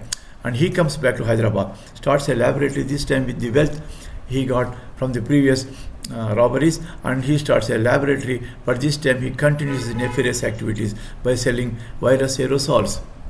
And this inadvertently causes a pandemic in Hyderabad. And this is the story of Epidemic, the third and final sequel of the medical trilogy in Telugu. And the good doctors, they were investigating the cases, and they find the index case in Dr. Rao's lab, and they catch him. And again the extraterrestrials, with the leadership of Hora, the Time Lord, and their daughter Polonia, they come to Hyderabad and help these doctors, and again punish Dr. Rao, the villain cardiologist. This is the essence of the novel trilogy I have written with medical science fiction background. Here, the science of bioterrorism, epidemics, and also cardiology was included, and these were taken well. After that, Seeing the a little bit poor response, people suggested to me, why not write in English? I wanted to write in English, and I have started a novel called War for Mars. This is in the genre of space opera. Space opera means a futuristic science fiction thriller based on war between two empires, romantic incidents, and involving interplanetary travels, time travel, etc. Example is Star Wars series.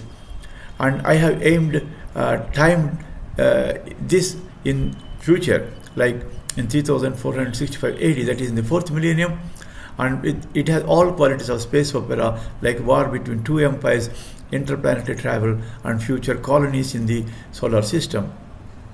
I had practical problems in English because it was difficult editing and publishing and accepting by publishers. Finally, I got a publisher, Sampark Publishers, Mr. Sunandar Datta, who has published this book, and later I also published it on Amazon platform. Now even it is available for the last 10 years as an ebook and also as a paperback in Amazon. It was followed by other stories called Blue and Green and Dark Outpost.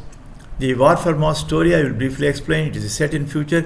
It is a story of Hani Amrapali, who travels to Mars in search of a dream girl, but actually this dream girl is not a dream girl. She is a witch, a 1,000 years old witch, and he gets imprisoned by the wizard Emperor Samura, who is the father of this lady Sayoni, and finding that Hani has got partial genes of wizards, he trains him to get superpowers, and he asks him to do an operation to fetch a drug called Potion of Immortality from the Mount Olympus in Mars. Hani Amrapali goes along with a team of other extraterrestrials being blackmailed by Samura, and he goes and fetches him the Potion of Immortality, and Samura becomes immortal. And there is a war between the human colony in Mars and the wizard colony in the Red Plains, and Hani Amrapali gets involved in this war and helps the humans. This is basically the essence of the story, and Emperor Samura wants to control the whole solar system colonies by acquiring magical objects hidden on the solar system planets, and he utilizes Hani Amrapali to fetch his magical objects. I described realistic in human colony and dome-shaped colonies in Mars, how water was acquired by melting water from polar areas, and travel was there on Mars by rover crafts. There are wizards who have universal force, which would be a new entity of force in future.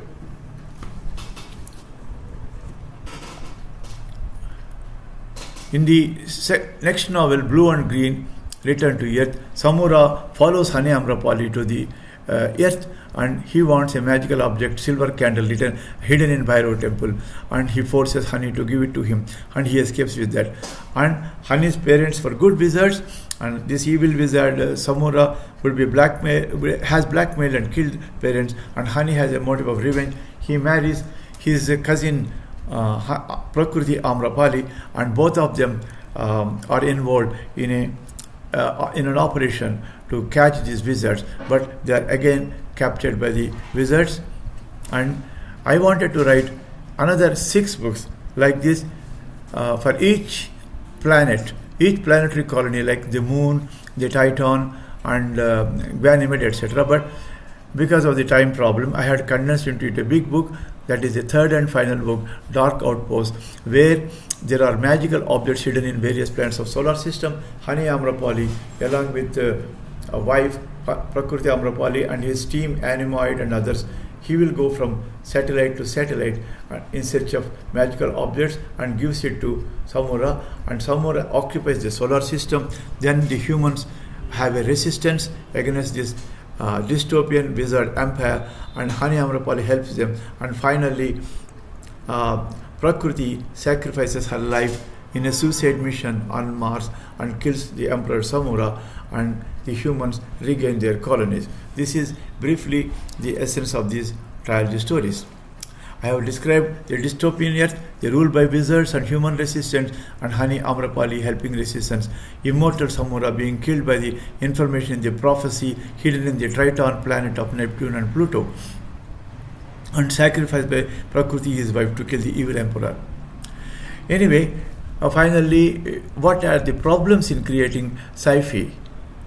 As asked by our chairman and moderators, the technical words in regional languages are difficult to create for science fiction. That is one thing I found. And when I translated my 3 English novels myself into Telugu with many technical words, and I named War for Mars as Kujudi Kosam, and blue and green as Neeli Akupacha, blue and green being the colors of Earth, and Bhumi Nunchi Pluto Daka, that is the dark outpost. These 3 novels had one success and recognition. And I acknowledge, of course, I have to accept the poor reception of my English novels. I did not become exactly well known for my English novels because of many problems of marketing or poor cooperation from my publishers, and of course there is a lot of competition for science fiction in English, hundreds of novels, thousands of novels in the English language, but there was moderate to good reception in Telugu.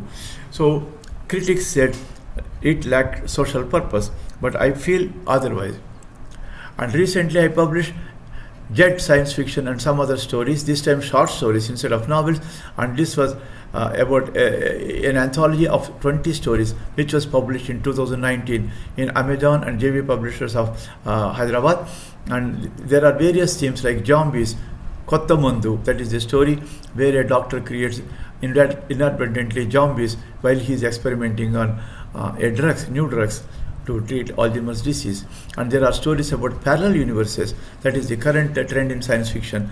And there are stories about time travel and time loop, where a person is stuck in a time loop. And there are stories about ghosts and Mars travel, where an astronaut is stranded on Mars when he is sent by ISRO for a Mars mission, and how he is rescued. There was good critical acclaim and interviews at last for this Jet science fiction anthology. After that, I continue to write until now, from 2020 to 22, another 20 stories. I have taken the themes on climate change. One example of story is called 2 degrees on global warming. When the global climate increases by more than 2 degrees, there are famines and there is a drying up of rivers, lack of agriculture, and such dystopian climate I described in the story called 2 degrees, where people try to escape to other planets. And about driverless cars, where a driverless car has to decide whether to kill a person on the road to avoid an accident. And stories about robots, animal robots, like robots shaped as dogs which protect the treasures of the rich people, and Revolution by Robots, Robotic Uprising, which is currently running in Sanchika web magazine, and pandemics, and what happens after pandemic in a dystopian earth ruled by machines and dystopian future. All these stories soon I am going to bring into another book, maybe by the end of this year. This is called Earth-based science fiction and the future changes in the world of humans. So these are my experiments. With difficulty I created and published in spite of discouragement from publishers and editors. And I created trilogy sequels, 2 trilogies in English and in Telugu also. I must accept, there were poor sales and appreciation of sci-fi generally in our Telugu language, and scientific terminology in Telugu has to be created afresh. And there is a problem of translation of my stories and novels into other languages of India, making all India recognition difficult. These are the problems in my experiments. Of course, history of science fiction in Telugu is there. There are many writers who have written, very few till 1950, but the first story or novel, they were published in 1920s. About people have written about the atoms, about submarines, about future development of planes, and some popular writers like Endamuri Virendranath, they have written novels like Yugantam, about the end of the world. We have to remember the big names like writers like K.R.K. Mohan, N.R. Pandi, N.R. Nandi, Purana Panda Malladi, Ganti Bhanumati, Poduri Krishna Kumari, and very notable among them K. Sadasiva Rao Garu, who wrote world-class science fiction stories and novels in Telugu. Modern novels, 1970 to 90, some medical and some sci-fi. In very modern era, in the last decade, only 3 people, Mr. Kasturi Murali Krishna and Mr. Salim, an Sahitya Academy winner, and myself, Madhu Chittar, who have been writing science fiction. And Mr. Salim has won awards for child science fiction by Foreign Organization and Sahitya Academy. There are also notable stories by Professor Vemur Venkateswar of USA and Anil Israel of USA, which were published a decade ago. And my place and efforts in science fiction, I must acknowledge now, at least I am regarded and recognized as a sci-fi writer, and I have been trying to popularize science fiction by articles, stories, and workshops as far as possible, and still a lot has to be done. And I have been participating in international forums and global Telugu writers meetings. Experiments, of course, what I did in science fiction, again I will tell about a time travel description. I have described Tachyon systems. I have taken the idea from Asimov, and I have described about laser guns, rays, and as weapons. I have described about medical equipment being used as pacemakers and virus aerosols and such things. I have written about climate fiction. I have written about memory transplant in a story called Modo Janma. I have written about replication of a dead wife for a person as a humanoid robot in a story called Manaswini. And I have written about robotic servants being manipulated and being manipulated in their emotions in Ruby, I Love You, and Nagaramlo Maramanavi. The problems in Telugu scene of science fiction is not, of course, a lack of writers, but not much receptive audience. The writers are writing local stories based on social problems and, of course, in local dialects. And there are very, very few writers who are taking up science fiction. And what is the social benefit is a criticism by the many prominent critics.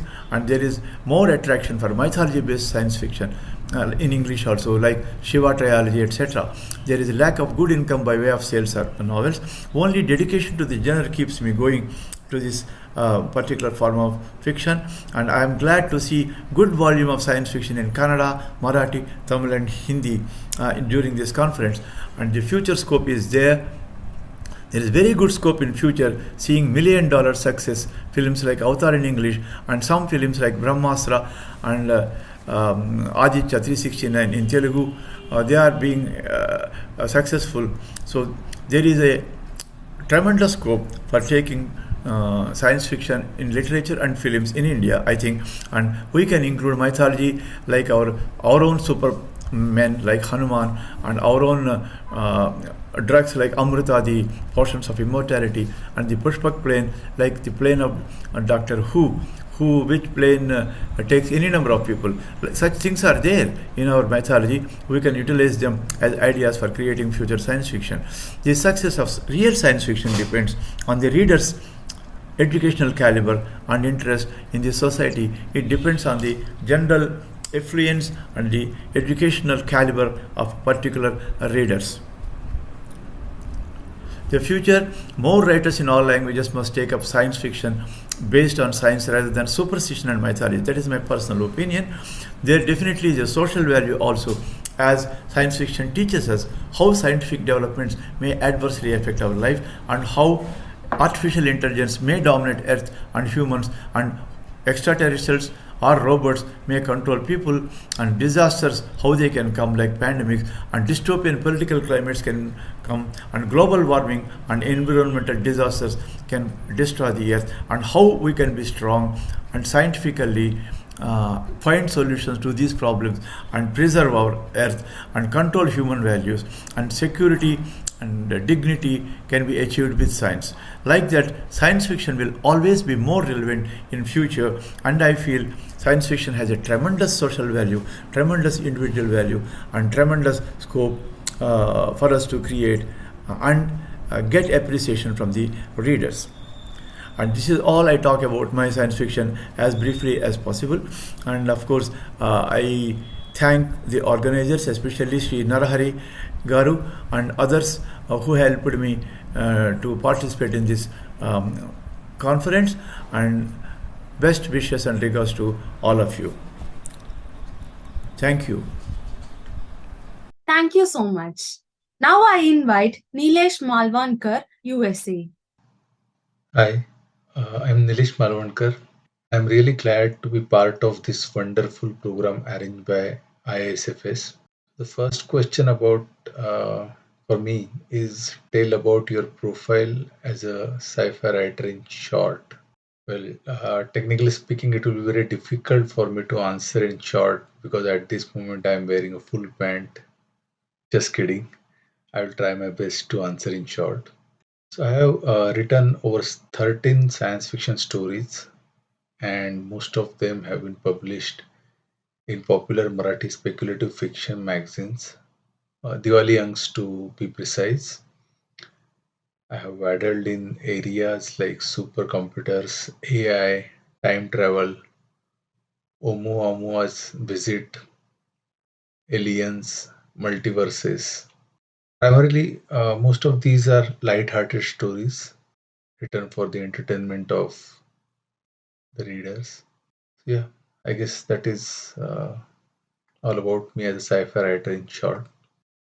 Next question is like, how do you get interested in science fiction writing? I was an avid reader since childhood. I kept reading books like a termite. I read irrespective of the genre.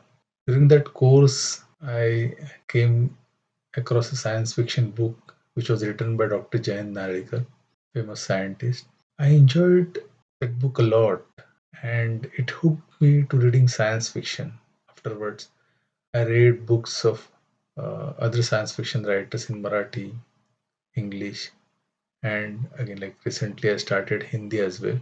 And I must admit that it is a world fascinating, full of imagination, very exciting world. So that is how I got started with science fiction. Talking about my source of inspiration, I used to read regular fiction stories. However, once I was thinking about humans visiting other habitable planets and where they encounter the aliens. Actually, they would be the residents of that planet and we would be the aliens. So that story, I mean, prior to this idea, I used to write regular fiction, but this is the idea which made me write first science fiction, my first science fiction. And after that story, another story followed about supercomputers. And after writing it, I sent that to a competition organized by Marathi Vidyan Parishad. And my story won second prize. So now you know whom to blame. I mean, who is my inspiration.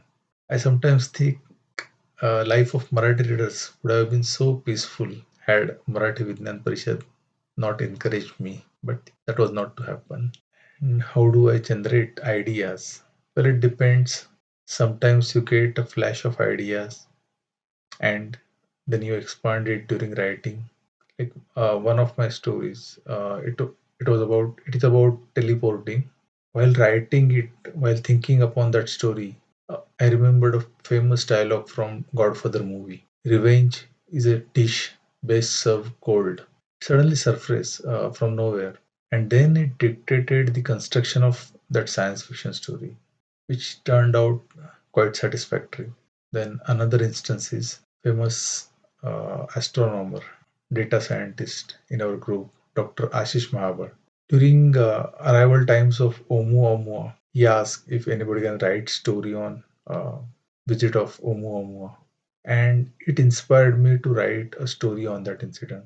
Similarly, it happens that probably we are reading something, we are watching something, or we hear something. So somehow we start thinking in that direction, and it gives us some idea about story. So these are the various ways which can help us generate the ideas and write the stories. Next, about difficulties in sci-fi writing. Yeah, I feel writing a science fiction is quite challenging, mainly because the story has to be scientifically plausible. So it is generally challenging part for me because we have to take. I mean, we have to be very careful while writing. And another challenge is writing it in such a way that common reader can understand and enjoy the story. So these are some challenges or difficulties in sci-fi writing, I feel. What is your contribution, your vision and expectations? Well, as far as contribution is concerned, I can say I got feedback from few readers who read my stories that they used to read regular fiction, but when they read my science fiction stories, they understood them and enjoyed those stories like the mainstream fiction. I guess I'm trying to change the perception of readers that reading science fiction is rocket science, is not rocket science. Even though it contains rockets as well as science fiction too can be entertaining like other fiction. That's what I'm trying to make the readers understand. And I'm glad that I'm doing my bit such that it generates awareness and liking towards science in regulars of mainstream fiction. About visions and expectations, I can say, so like Charles Dickens said, it was the best of times, it was the worst of times, it was the age of wisdom, it was the age of foolishness. I feel it is how we look at the things. As we see with the advents of AI, ChatGPT, the possibilities are endless. I would say these are the exciting times, these are the scariest times. Let's come together and make the best of it. And this is precisely what ISFS team is doing through this wonderful program. I'm thankful to them and thanks to you all.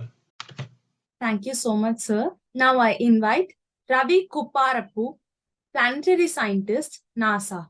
Hello, everyone. I am Ravi Kopparapu, and I'm a planetary scientist at NASA Goddard Space Flight Center. One of my hobbies is to write science fiction stories in my native language, Telugu, which is the language spoken in the state of Andhra Pradesh. With very few exceptions, the science fiction genre is not well developed in Telugu. I have written over 20 science fiction short stories in Telugu, and a couple of them have been translated into Marathi language as well. I posted all of them on Pratilipi website. Most, if not all, of my stories have a surprise twist at the end. Some of my stories are part of a series in a theme. I have not I have translated some into English as well, and I'm planning to publish those as soon as possible. Regarding how I got interested and what inspired me into science fiction, I was a science fiction fan since my childhood, and I also realized that I was a storyteller since I was in grade school. If I remember correctly, the first science fiction book that I read was written by a well-known writer in Telugu. His name is Yandamuri Virendranath, and the title was Chikatlo Suryudu. It means the sun in the dark. The writer had written many widely popular novels in other genres, love and action. And those novels were even made into extremely well-performing Telugu movies as well. However, this particular novel, The Sun in the Dark, was the only one that got me interested immensely. And I must have read that book 50 times by now. And I still have that book, and I begged my father to buy that book at that time. And that was the end of the sci-fi novels that I could find in Telugu at the time. I then moved on to started reading English sci-fi novels. And the first one I read, I think, is Doomsday Conspiracy by Sidney Sheldon. And it was amazing. It was mind-blowing at the time. However, it was when I found Isaac Asimov novels that I realized the power of the sci-fi stories having an impact on our thinking. Isaac Asimov is my idol for writing science fiction, the way of the story flow of science fiction stories. Also, I have read Arthur C. Clarke's descriptions and short story collections. I have read several others beyond these authors as well in English. However, I always felt an empty feeling that my own language does not have compelling sci-fi stories. So I then found a writer called Anil S. Royal in Telugu, who published some very interesting sci-fi stories. He has a website called Kathalayam, where he posted his sci-fi stories. At some point, I have even contacted him, but not have heard from him again. Anil's writings also prodded me to start writing Telugu sci-fi stories. That inspired me to say, oh, I can also write these things. And being a scientist, that also helped me in coming up with some ideas. After I started writing, I also found Dr. Madhu Chittarvu's book on sci-fi stories, and I have that book with me, and I read his stories as well. Regarding where I get my ideas from, I get ideas from various sources. For example, I was watching a documentary on Himalayas once, and then I got an idea about what if we find Lord Shiva in the mountains of Himalayas, and how we as a civilization will react to the discovery. And that was the inspiration to my sci-fi science fiction story. It's called Haraya Namaha, and its sequel is called Girija Hara Namaha. We find Shiva, and then we also discover that they have some supernatural powers. And I do some background research before I start writing a story. And I usually want to have a connection to Indian culture and mythology so that I can connect to my audience. And that's really important for me. And the kind of difficulties I have with science fiction writing, one of my difficulties that I found is that I have to think of a good ending before I start writing a story. Without having a good ending, it is impossible for me to begin writing a story because I get stuck. Furthermore, I had some ideas about how to craft a story and how to develop a story, but my best critic, my wife, told me that some of the ideas are very controversial and I should never publish them. Thank you, sir. May I invite Sadhana Shankar IRS, Principal Director General, Income Tax, New Delhi. Finding inspiration for science fiction, I think, is really a function of curiosity of one's mind, and keeping your mind alert and active. Like I mentioned that when about Dolly the sheep, the cloning news started coming out, that's when the germ of idea of my story in Ascendance kind of started brewing inside me. Similarly, I watch a lot, most of the serials and movies that come with the tag science fiction. I enjoy them, and they also set my mind thinking. So some time ago, a fascinating movie called Interstellar had come out. I'm sure a lot of you have heard about it. And it dealt with the concept of a wormhole to cover large distances in space. It also talked about how inside a black hole, time becomes just a dimension, physical dimension, like space and etc. So I actually, somehow that idea, after watching that movie, the concept of time travel, which is very common idea in science fiction, started brewing inside me. Then I also read actually Stephen Hawking's A Brief History of Time, and I must admit that I found it pretty hard because although it's written very simply, it is meant for people who have some basic idea about science. So, however, that whole idea and time travel, covering large distances in the space, etc. I built it up into my story that I have written now, completed, which is called Continuum, which although is based in contemporary times, it has two time travelers. One comes from the future and one from the past. So inspiration and ideas for writing science fiction really come from the things around me, for me as a writer, and then something just kind of clicks in my brain. The idea of writing science fiction, I think, presents both a difficulty and an opportunity. The fact that you're creating something absolutely new, it can be a different world, a different planet, different people, anything. You have to actually think through all the details. You have to create that world in your writing. Your writing has to, when a reader reads it, it should reflect that world, and it should be kind of visually in front of the reader. So that is a challenge because it's really stemming from pure imagination. But it's also an opportunity because it gives you you're not bound by the realities as we know them, and you can think of different realities and write. The only constraint being that for science fiction, all that you imagine, all the new realities that you imagine have to be within the framework of science. They have to be believable. Because otherwise, if you start writing about magic and people flying with no scientific basis, it really becomes fantasy. So the idea, I think, in writing science fiction is this keeping this balance that you imagine what you want to write about, the world, the people, the species, whatever, but you have to keep them within the matrix of believability. There has to be some science, backing that idea.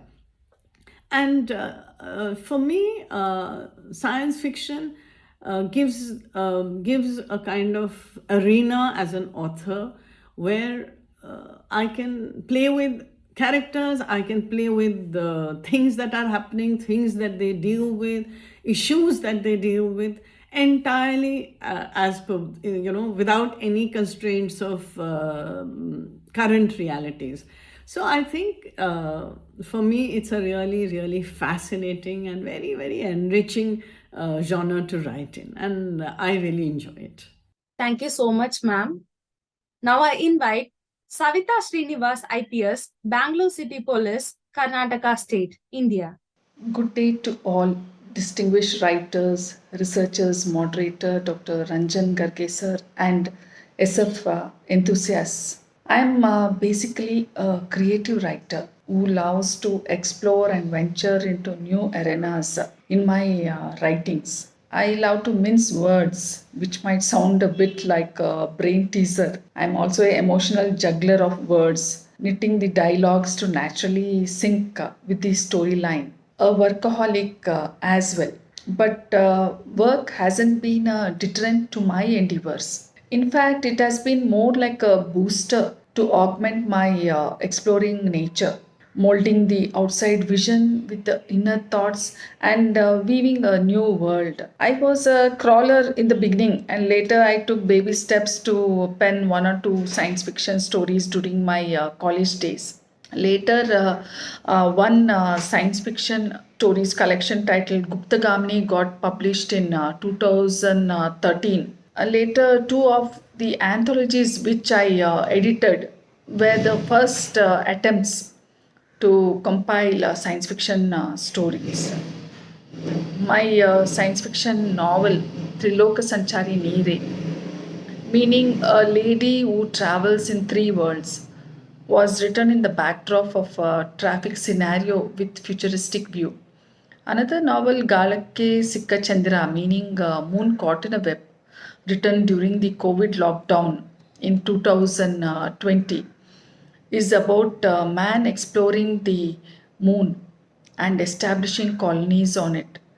Then there arises clashes amongst the colonists who try to have self-interest. What happens next is the crux of the novel. Regarding my interest in science fiction writing, I would like to say that science is a very vast subject, and finding ingredients to mold a fiction is also vast. Each and every day, you encounter several aspects of science in and around you, within you, and outside too. Hence, you can look inwards as well as project outwards. A small insect can be a subject of interest. Likewise, a small plant can generate multiple thoughts. I've written a short story titled Shine O Lanternina Around Plants with Special Qualities. Take, for instance, a butterfly. It can trigger several emotions. Looking at its colorful wings, you will be mesmerized. Why not a story revolving around butterflies? Here came the story Tale of a Bride. Basically, my interest is in life sciences and environmental science. So you can find some of the themes revolving around those subjects. Robotics has also fascinated me. In my short story X, and my novel Triloka Sanchari Nire, robots have played a very significant role. On one hand, we see cooperative system between humans and robots, and on the other hand, there are clashes. Robots are viewed with both perspectives as a tool to assist humans on one hand, as well as a competitor trying to nab the job opportunities of humans. While penning science fiction stories, one has to be very cautious not to be too emotional. In normal fiction writing around social themes, there are characters with human emotions, thoughts, circumstances which we daily encounter. But science fiction themes may occur in present day, past, or future. Your imagination has to be fitted with preconceived framework of mind, and that is time. Then comes the characters. They should not be ordinary human beings. The circumstances also should not be the normal instances. While penning each and every sentence and dialogue, the writer has to keep in mind the futuristic aspects and think out of the box. If I start writing, my imagination flows in all directions, and in that stance, there is also fear that a common person might not be able to grasp. In this vast ocean of literature, contribution by science fiction authors is only a part. In that, my contribution in a regional language like Kannada is only a tiny speck. There were many science fiction literary giants in Kannada, like late Rajshekar Busnur, who has contributed a lot to this field. I have read his works and inspired to write, but on different themes with a different perspective. In the initial days, I penned a handful of science fiction stories and then brought out two science fiction anthologies. The first one was Kannada Vaignanika Kategalu, edited by me and published by Prism Books Private Limited. And the second one was Naleya Kategalu, meaning Stories of Tomorrow, that I edited and brought out by Sahitya Academy. Those were pioneering works in Kannada SF field. The writers whose science fiction stories were hitherto scattered in various magazines and publications were brought out in a sequence in these anthologies, and a historical perspective from the first modern Kannada science fiction story to recent works were all synchronized in an apt manner. They have become excellent reference books for keen researchers. However, of late I have been concentrating towards writing science fiction novels. Have written two science fiction novels, Triloka Sanchari Nire and Galake Sikkachandra, on offbeat subjects. There is this constant dissatisfaction that there is more I should contribute, but my profession demands more of my attention and time. In between, I try to squeeze time and gear up to pen a few lines. My aspiration is to contribute few more novels before I age. My works should be such that it should be a guiding path to scientists, throw new light on our way of thinking, or view a situation in a different perspective, past, present, and future. I expect that these works of mine reach more and more readers within India as well as abroad. Recently, my compilation of selected short stories was translated into English by myself and published. It is titled Rainbow Seekers. I hope more of Indian writers' works too are translated to other languages, especially English and Hindi, so that the world can see Indian SF works as a whole. Thank you so much, ma'am. May I invite Seema Kulkarni, Coordinator, CWO Refugee Learning Center, Malaysia. Respected Shri Ranjan Gargeji, Conference Convener Ms. Hemlata, distinguished panelists, IASFS office bearers, writers and audience. Greetings from Malaysia. Namaste. My name is Seema Kulkarni. Currently, I'm based in Kuala Lumpur. I'm attached to one of the UNHCR Community Learning Centers for Myanmar refugee children in the capacity of the volunteer coordinator. I would like to thank IASFS for giving me an opportunity to participate as a panelist. The theme, my experiments with science fiction writings, has given me an earnest chance to introspect and reflect on my trial and errors in attempting science fiction as a beginner.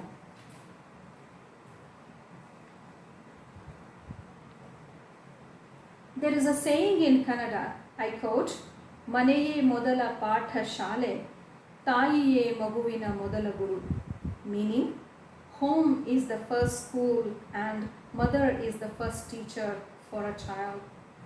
In my case, my mother, Srimati Malati Pattanashetty, has been my teacher, guide, critic, and a source of inspiration. She has served as the president of Kannada Sahitya Academy and has 10 poetry, essay, and short story collections to her credit. I have been writing poetry and science articles in Kannada since my college days. They have been published in leading Kannada magazines and newspapers. A series of my science articles in Kannada have been featured in an online magazine called Ain Samachara. So far, 2 poetry collections in Kannada have been released. It is the literary atmosphere at home that has kept me connected to Kannada literature. My attempt to writing science fiction stories has been very recent. The first story, titled A Scientist's Clairvoyance, was written in 2021 for an anthology titled COVID Katha. 2 stories, A Red Trajectory and Hacked, have been presented in IASFS online conferences in 2021 and 2022. The story, Hacked, has been translated into Kannada and has been published.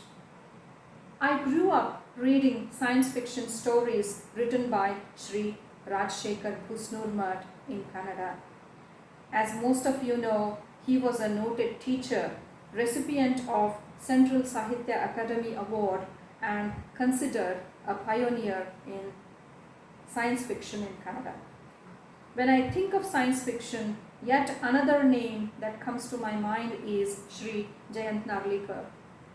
Thanks to the leading Kannada magazines, we got to read many of his science fiction stories that were translated into Kannada.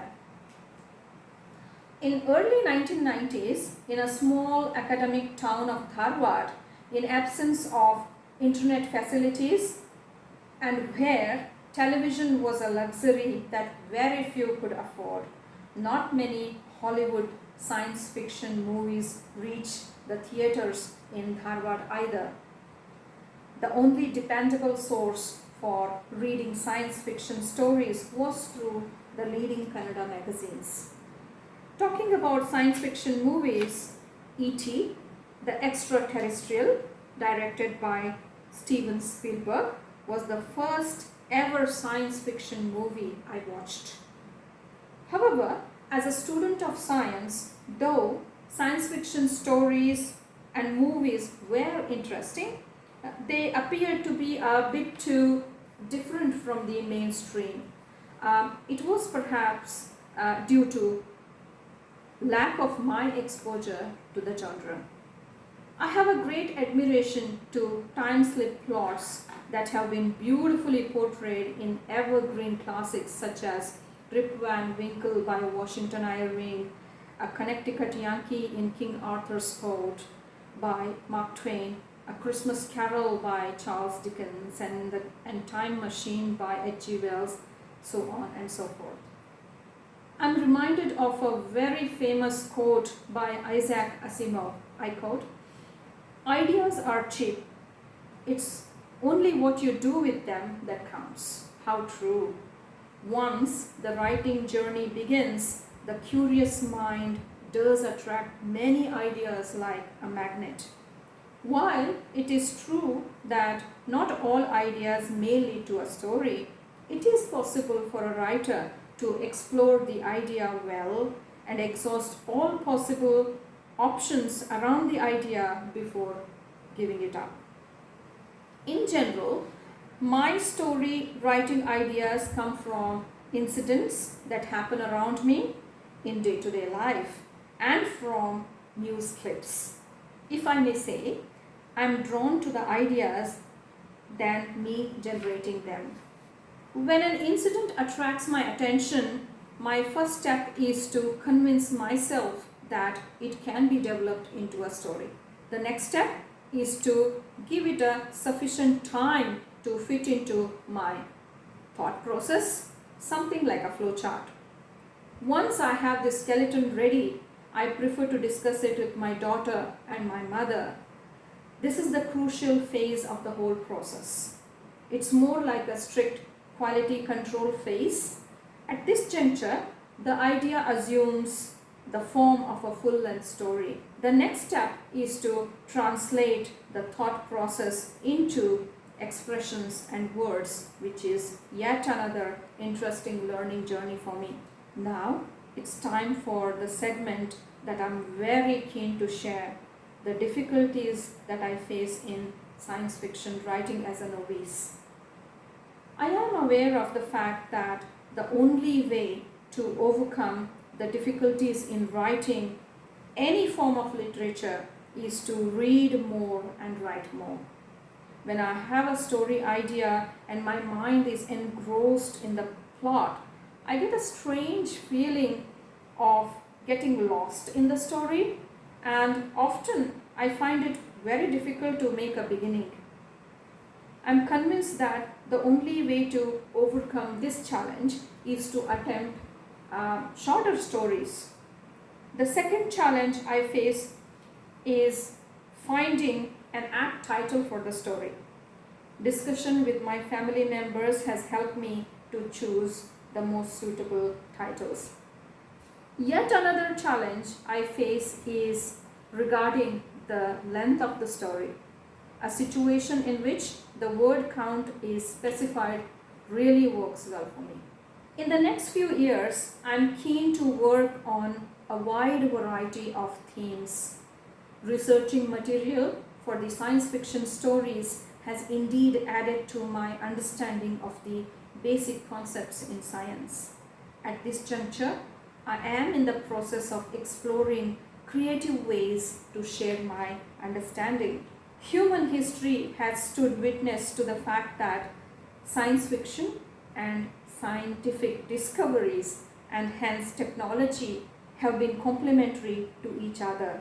The advancement in technology has indeed opened up the floodgates to a wide range of fiction ideas and hence works.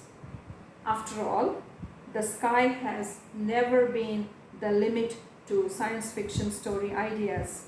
I look forward to continuing my experiments in science fiction writing under this perfect light of TechnoLeap.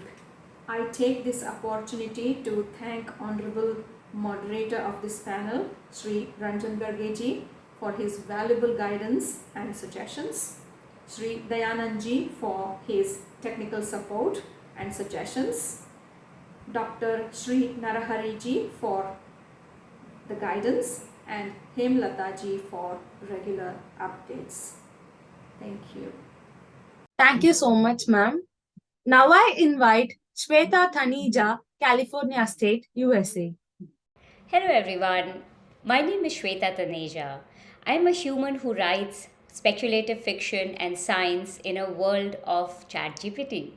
I've published 8 books, many short stories, and about 300 articles on technology, health, fashion, and other beats in a career span of a couple of decades. My best selling book includes my latest one, They Made What, They Found What, which is a unique 2-in-1 flip book which covers real stories of Indian scientists and what's happening in Indian science today.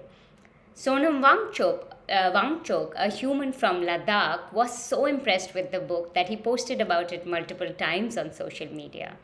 It has won a few awards and continues to sell really well, which is great for me. I like to experiment with different genres and literary forms within the speculative and scientific spectrum. One of my earliest best selling books was a graphic novel, this one, called Krishna, Defender of Dharma, which reimagined Krishna's story in a science fiction setting. It has been reprinted many times and is also part of government school curriculum. Anantya Tantra's Mysteries is one of my most acclaimed urban fantasy series, which is a story of a female tantric detective who solves supernatural crime in the dark alleyways of Delhi. It's currently being developed into a film by an international producer. Another novel of mine is called How to Steal a Ghost at Manipal, where students in Manipal University create scientific tools to investigate paranormal incidents in around their university and solve grisly murder mysteries. This one is also being developed into a film, I'm happy to tell you all. I have won a few awards in the last decade. They Made What, They Found What was nominated for top 3 awards in the children's category in the country. My short story, The Daughter That Bleeds, which is a story about a person selling a daughter who is fertile in that sense in a market in Asia, was a finalist in a prestigious French award and also won the Editor's Choice Award in Singapore. It has also been translated in many languages. I have received the Charles Wallace Writing Fellowship and also have given talks at international SF conferences, including Worldcon at Dublin, Eurocon in France, and the Cartoon Museum at London. My work has been translated to Romanian, French, Kannada, and Dutch. And that is all about me. As a human, I like to write stories that entertain, that wow, that hook you from the very start. A story with monsters and aliens and dragons and spaceships send thrills down my spine. Frankly, I'm like a child when it comes to this genre, so excitable. But what attracts me to science fiction as a subgenre of fiction in general is that these stories through which we reimagine our future can really change the way we think. These are stories that we tell ourselves, that we tell others, on how you and I reimagine our world now and in the future and the way we want to change it. Through science fiction, you can plant these new ideas into our communities, ideas that can give that can bring alternate imaginations on how to tackle modern challenges like climate emergency or violence or wars. I think sci-fi allows me to explore how we change, how societies change when we are faced with new technologies, with new aliens or monsters or worlds. It can be anything really, right? How does advancing science or a new technology change how we interact with each other, you and me? How do we interact with each other? Or what does it mean to be human? For example, will access to immortality create a huge class divide between all of us? Or will it equalize society? Will spaceships or traveling countries in the future be democratic? Or will they be militarized and feudal? Will Western thought and technology still dominate the world? Or will a new science or technology come from us, from East, from Asia, to completely replace it? What happens when dolphins convince human children to change the way they breathe and live on Earth? This last one, the question that I just asked you, is the premise of my short story, The Songs That Humanity Lost to Dolphins, which was published in a US based anthology. What happens when Indian men are able to find a robotic wife, an ideal perfect bahu? Will Indian men choose a robot or a human? This is the premise of my freely available humorous short story, Bhai Saab's Bespoke Bride's Boutique. Science fiction presents an opportunity to reflect on our society through a lens of new science, new technology that dramatically shifts it. These are the stories that I like to write, where the world has become dramatically different from how we know it today. Sometimes for good, sometimes for bad. The genre acts like a catharsis for me personally and also helps me to reimagine our world and try to imagine alternatives that bring real change to our future. The genre of science fiction, speculative fiction, or fantasy fiction is especially suited to explore an alternate reality. Show us a mirror of kinds, if you will, through an ability to look through the eyes of others or through another alternative to our own world. For me, the monsters, the ghosts, the aliens that I write about are the others who are different from us, different from you, from me, have different rules, different cultures, different language, clothes, behavior, and faces. The way we react to the others, us versus them, the way we react to the others who are not of our religion, of our caste, of our culture, of our gender, of our species, it also reflects on who we are as people. I think this is the alternate mirror that I find very, very fascinating while writing science fiction. I like to dig deeper into the human psyche on seeing how they interact with these perceived others, this idea of alternate. And through that, dig deeper into our thoughts about gender or caste or class and kind of completely slowly take layer out of layer and find pleasure in creating this world. And speculative fiction or science fiction, if you will, is especially suited for this, isn't it? For ripping apart our societal prejudices, for like peeling off the layers to see what lies underneath, what makes us human and not machines, for delving deeper into our collective psyches and looking at ourselves in a new mirror. And as readers and as writers, we change when we create in this genre. In our world, I feel the genre is all the more important because in our world, the modern world, censorship and intolerance is ever increasing. We need more supernatural tales. We need more tales of others and us to maybe make us reflect on ourselves, to ask questions to ourselves. I really, really believe that our collective imagination can change our world for the better. And that is one of the very important reasons that I continue to write science fiction.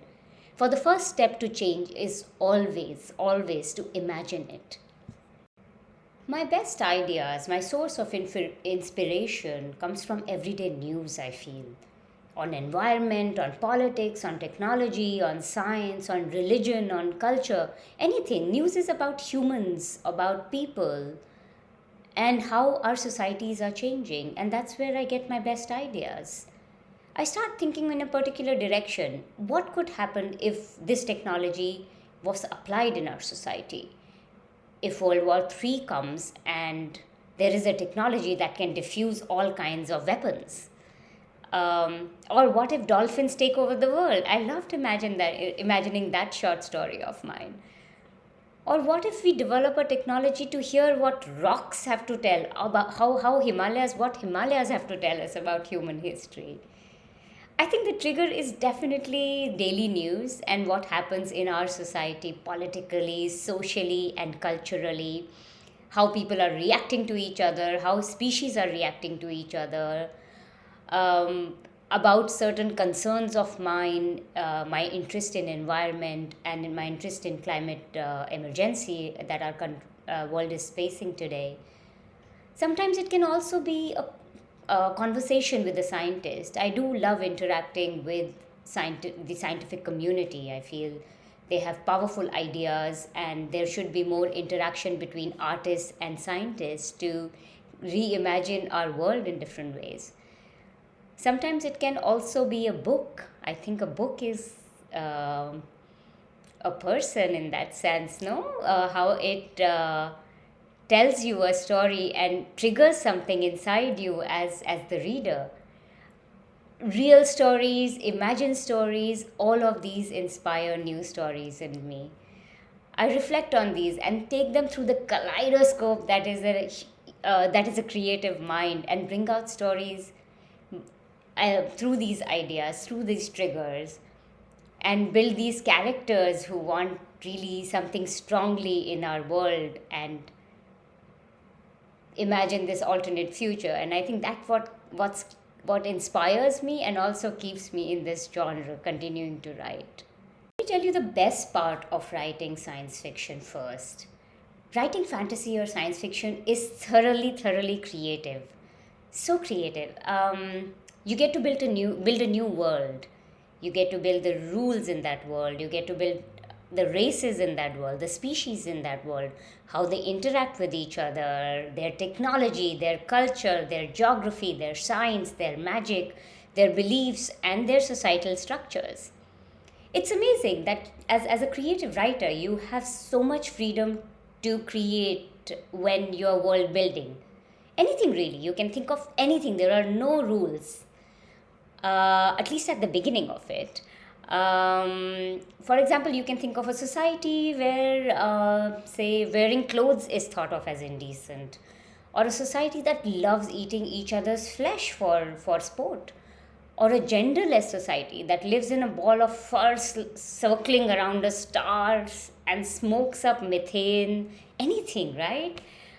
Or a dragon who's addicted to grapes. I don't know why I thought of that.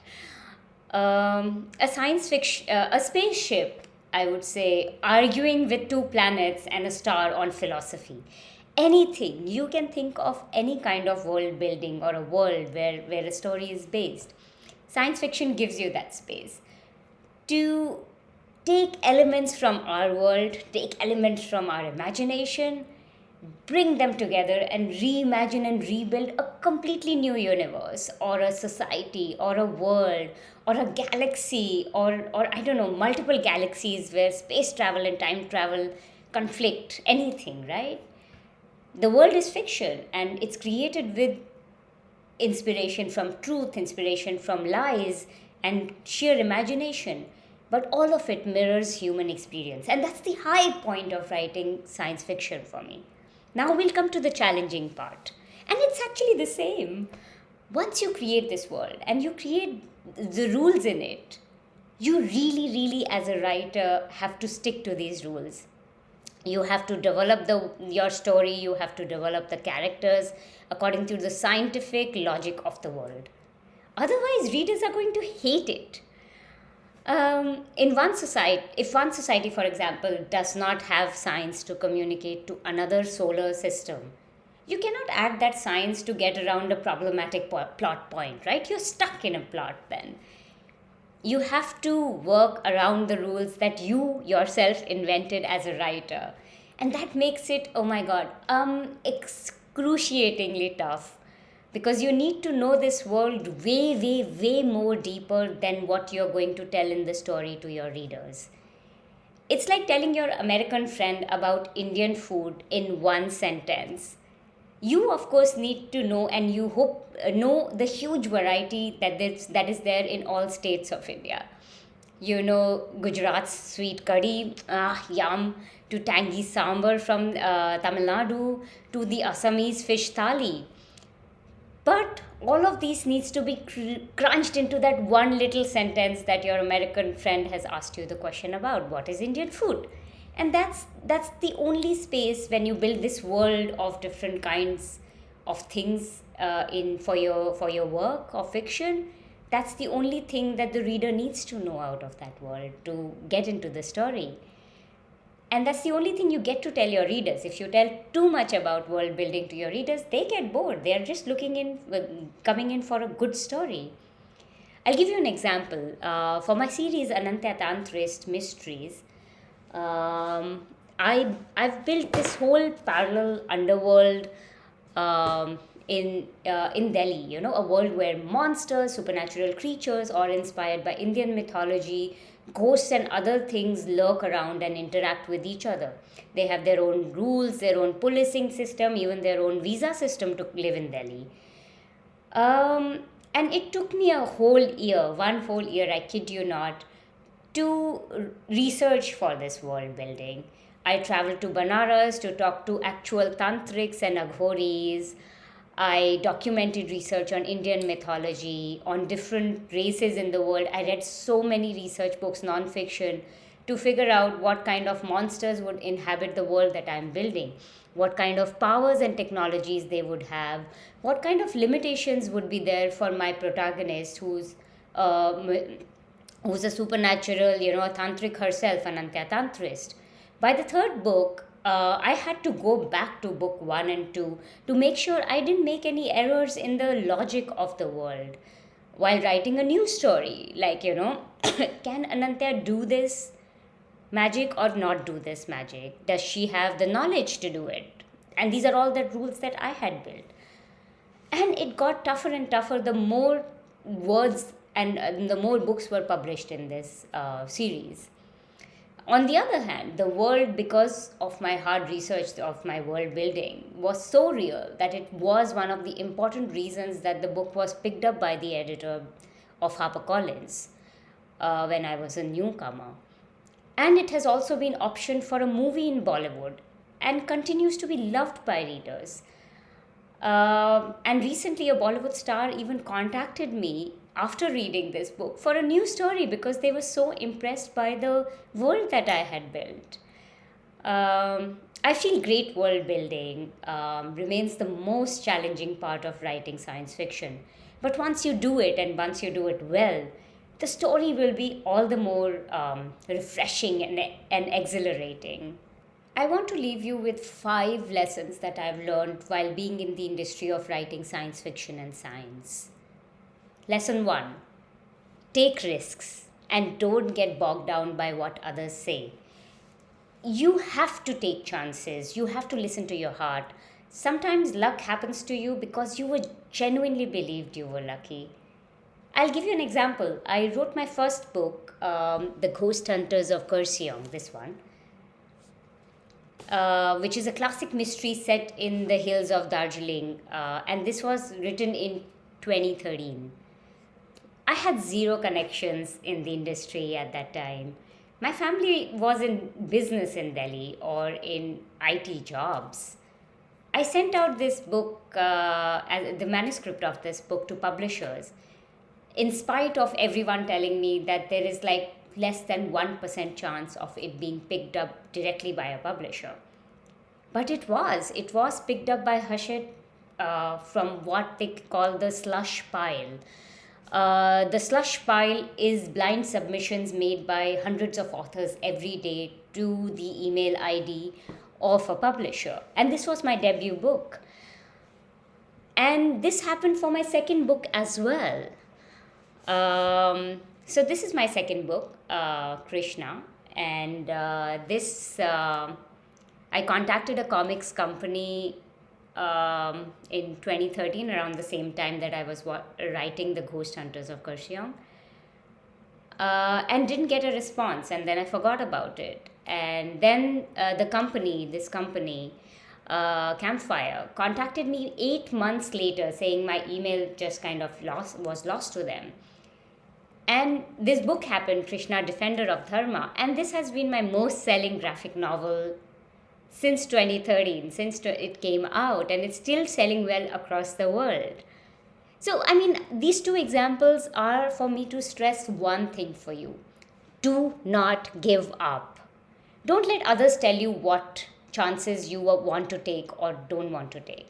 While talking to people in the industry, and all of us do it, right? One publisher even told me that I have the wrong surname to get published. that I'm a Punjabi and only other communities get published. But I ignored all of this well meaning advice, except for one well meaning advice that I did receive from someone. And that was my second lesson in this career: keep an alternative source of income. Books or writing does not pay. Do not wait to get paid out of it. If you love writing, keep doing it, but also have an alternate career so you can earn money and it does not frustrate you, because a lot of good writers stop writing because this regular churn of being in the industry is a little too much to take when your real life is happening alongside. Rather than get frustrated and not write, I would have you have two alternate careers and be good at both. I have divided my time personally between fiction and my alternate career in communications, in nonprofits and startups. And this has allowed me to discover not only an alternate side to myself as a person, but also keeps me true to my fiction writing, because I'm not forced to write the kind of fiction that publishers are looking for or that might be popular. I can be truly creative in my fiction. And I'm not pressurized by it as well to sell in the market or to, create this author profile all the time, and I can actually focus on the pleasure and the craft of writing. That makes me come to the lesson number 3 I have for you guys today, and that is always ask for help and give help and make deep positive relationships. I have in my I told you that I started with a zero network in the publishing industry, but I have gone out of my way to connect with people in the industry. Like one of the graphic novelists that I love, whose work I love and still love, Apu Pen, I went out of my way to get my books autographed by him and convinced him to do covers of my books. And look at the great, I mean, I still love the covers that he did, for my Anantya Tantra series.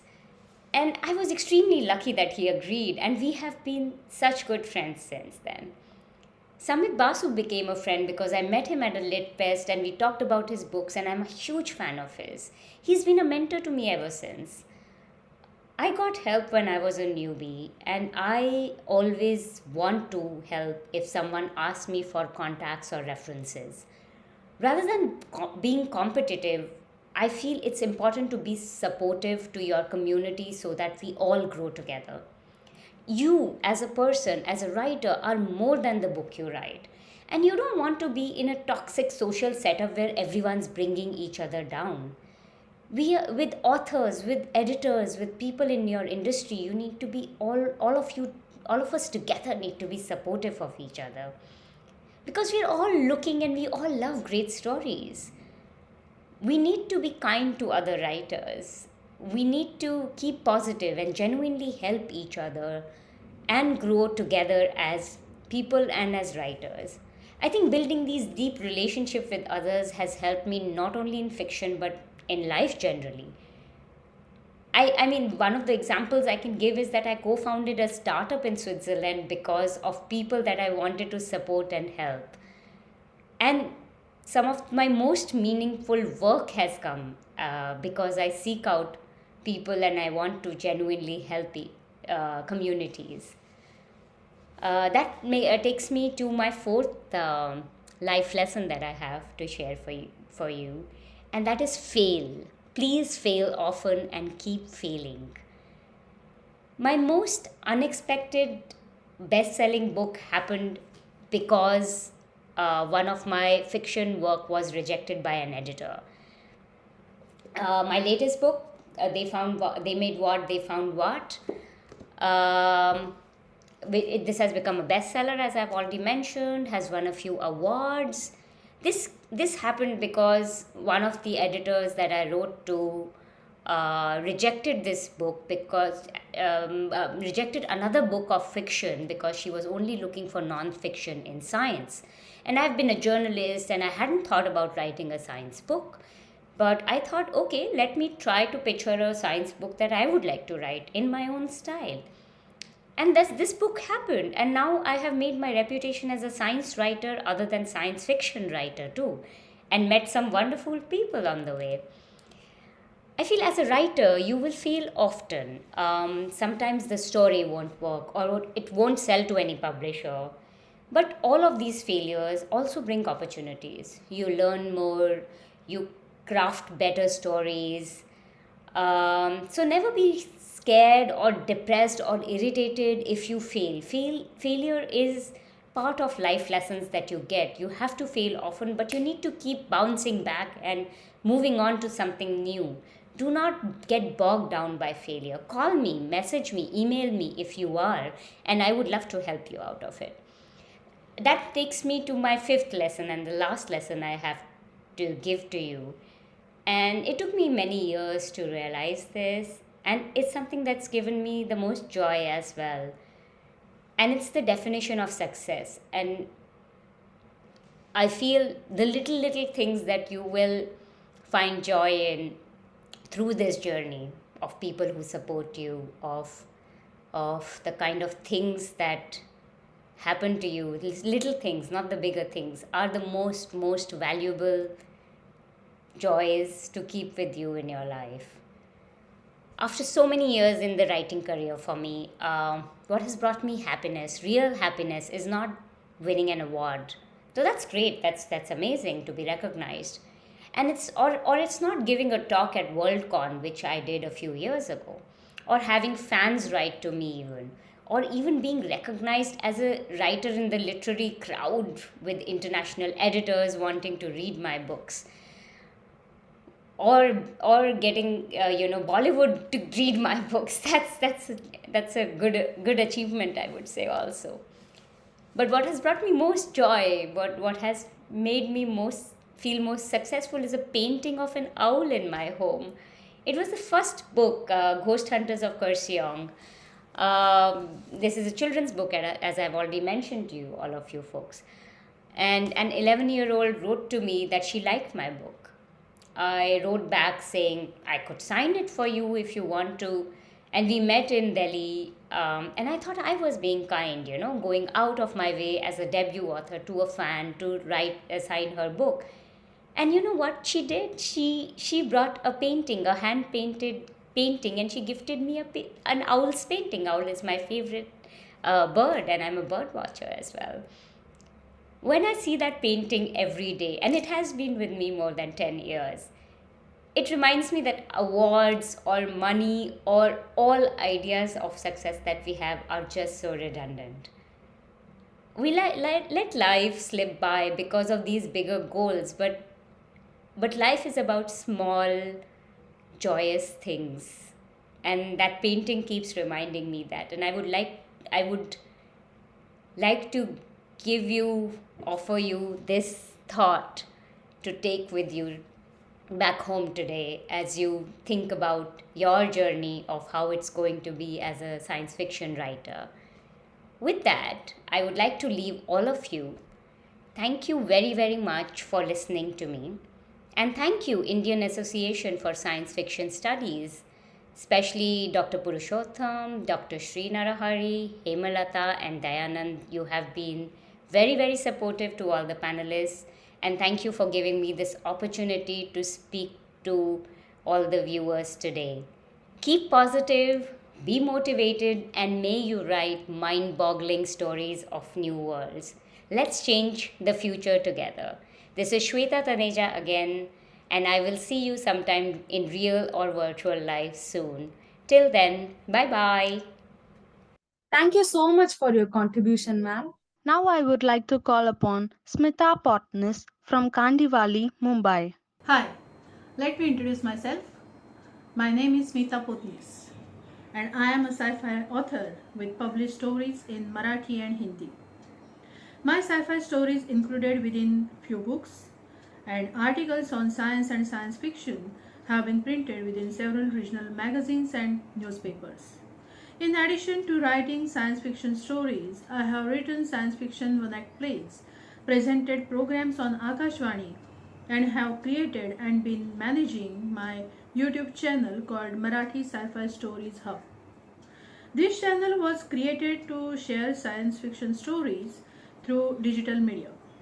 The reason behind to start this channel to put my efforts as science communicator. Outside science fiction, I have accomplished led a few publications. My Nilangini novel concerning the story of Draupadi from Mahabharata and a couple of religious books. I enjoyed directing theatrical plays. My one-act play won second prize in well-known Avishkar one-act play competition.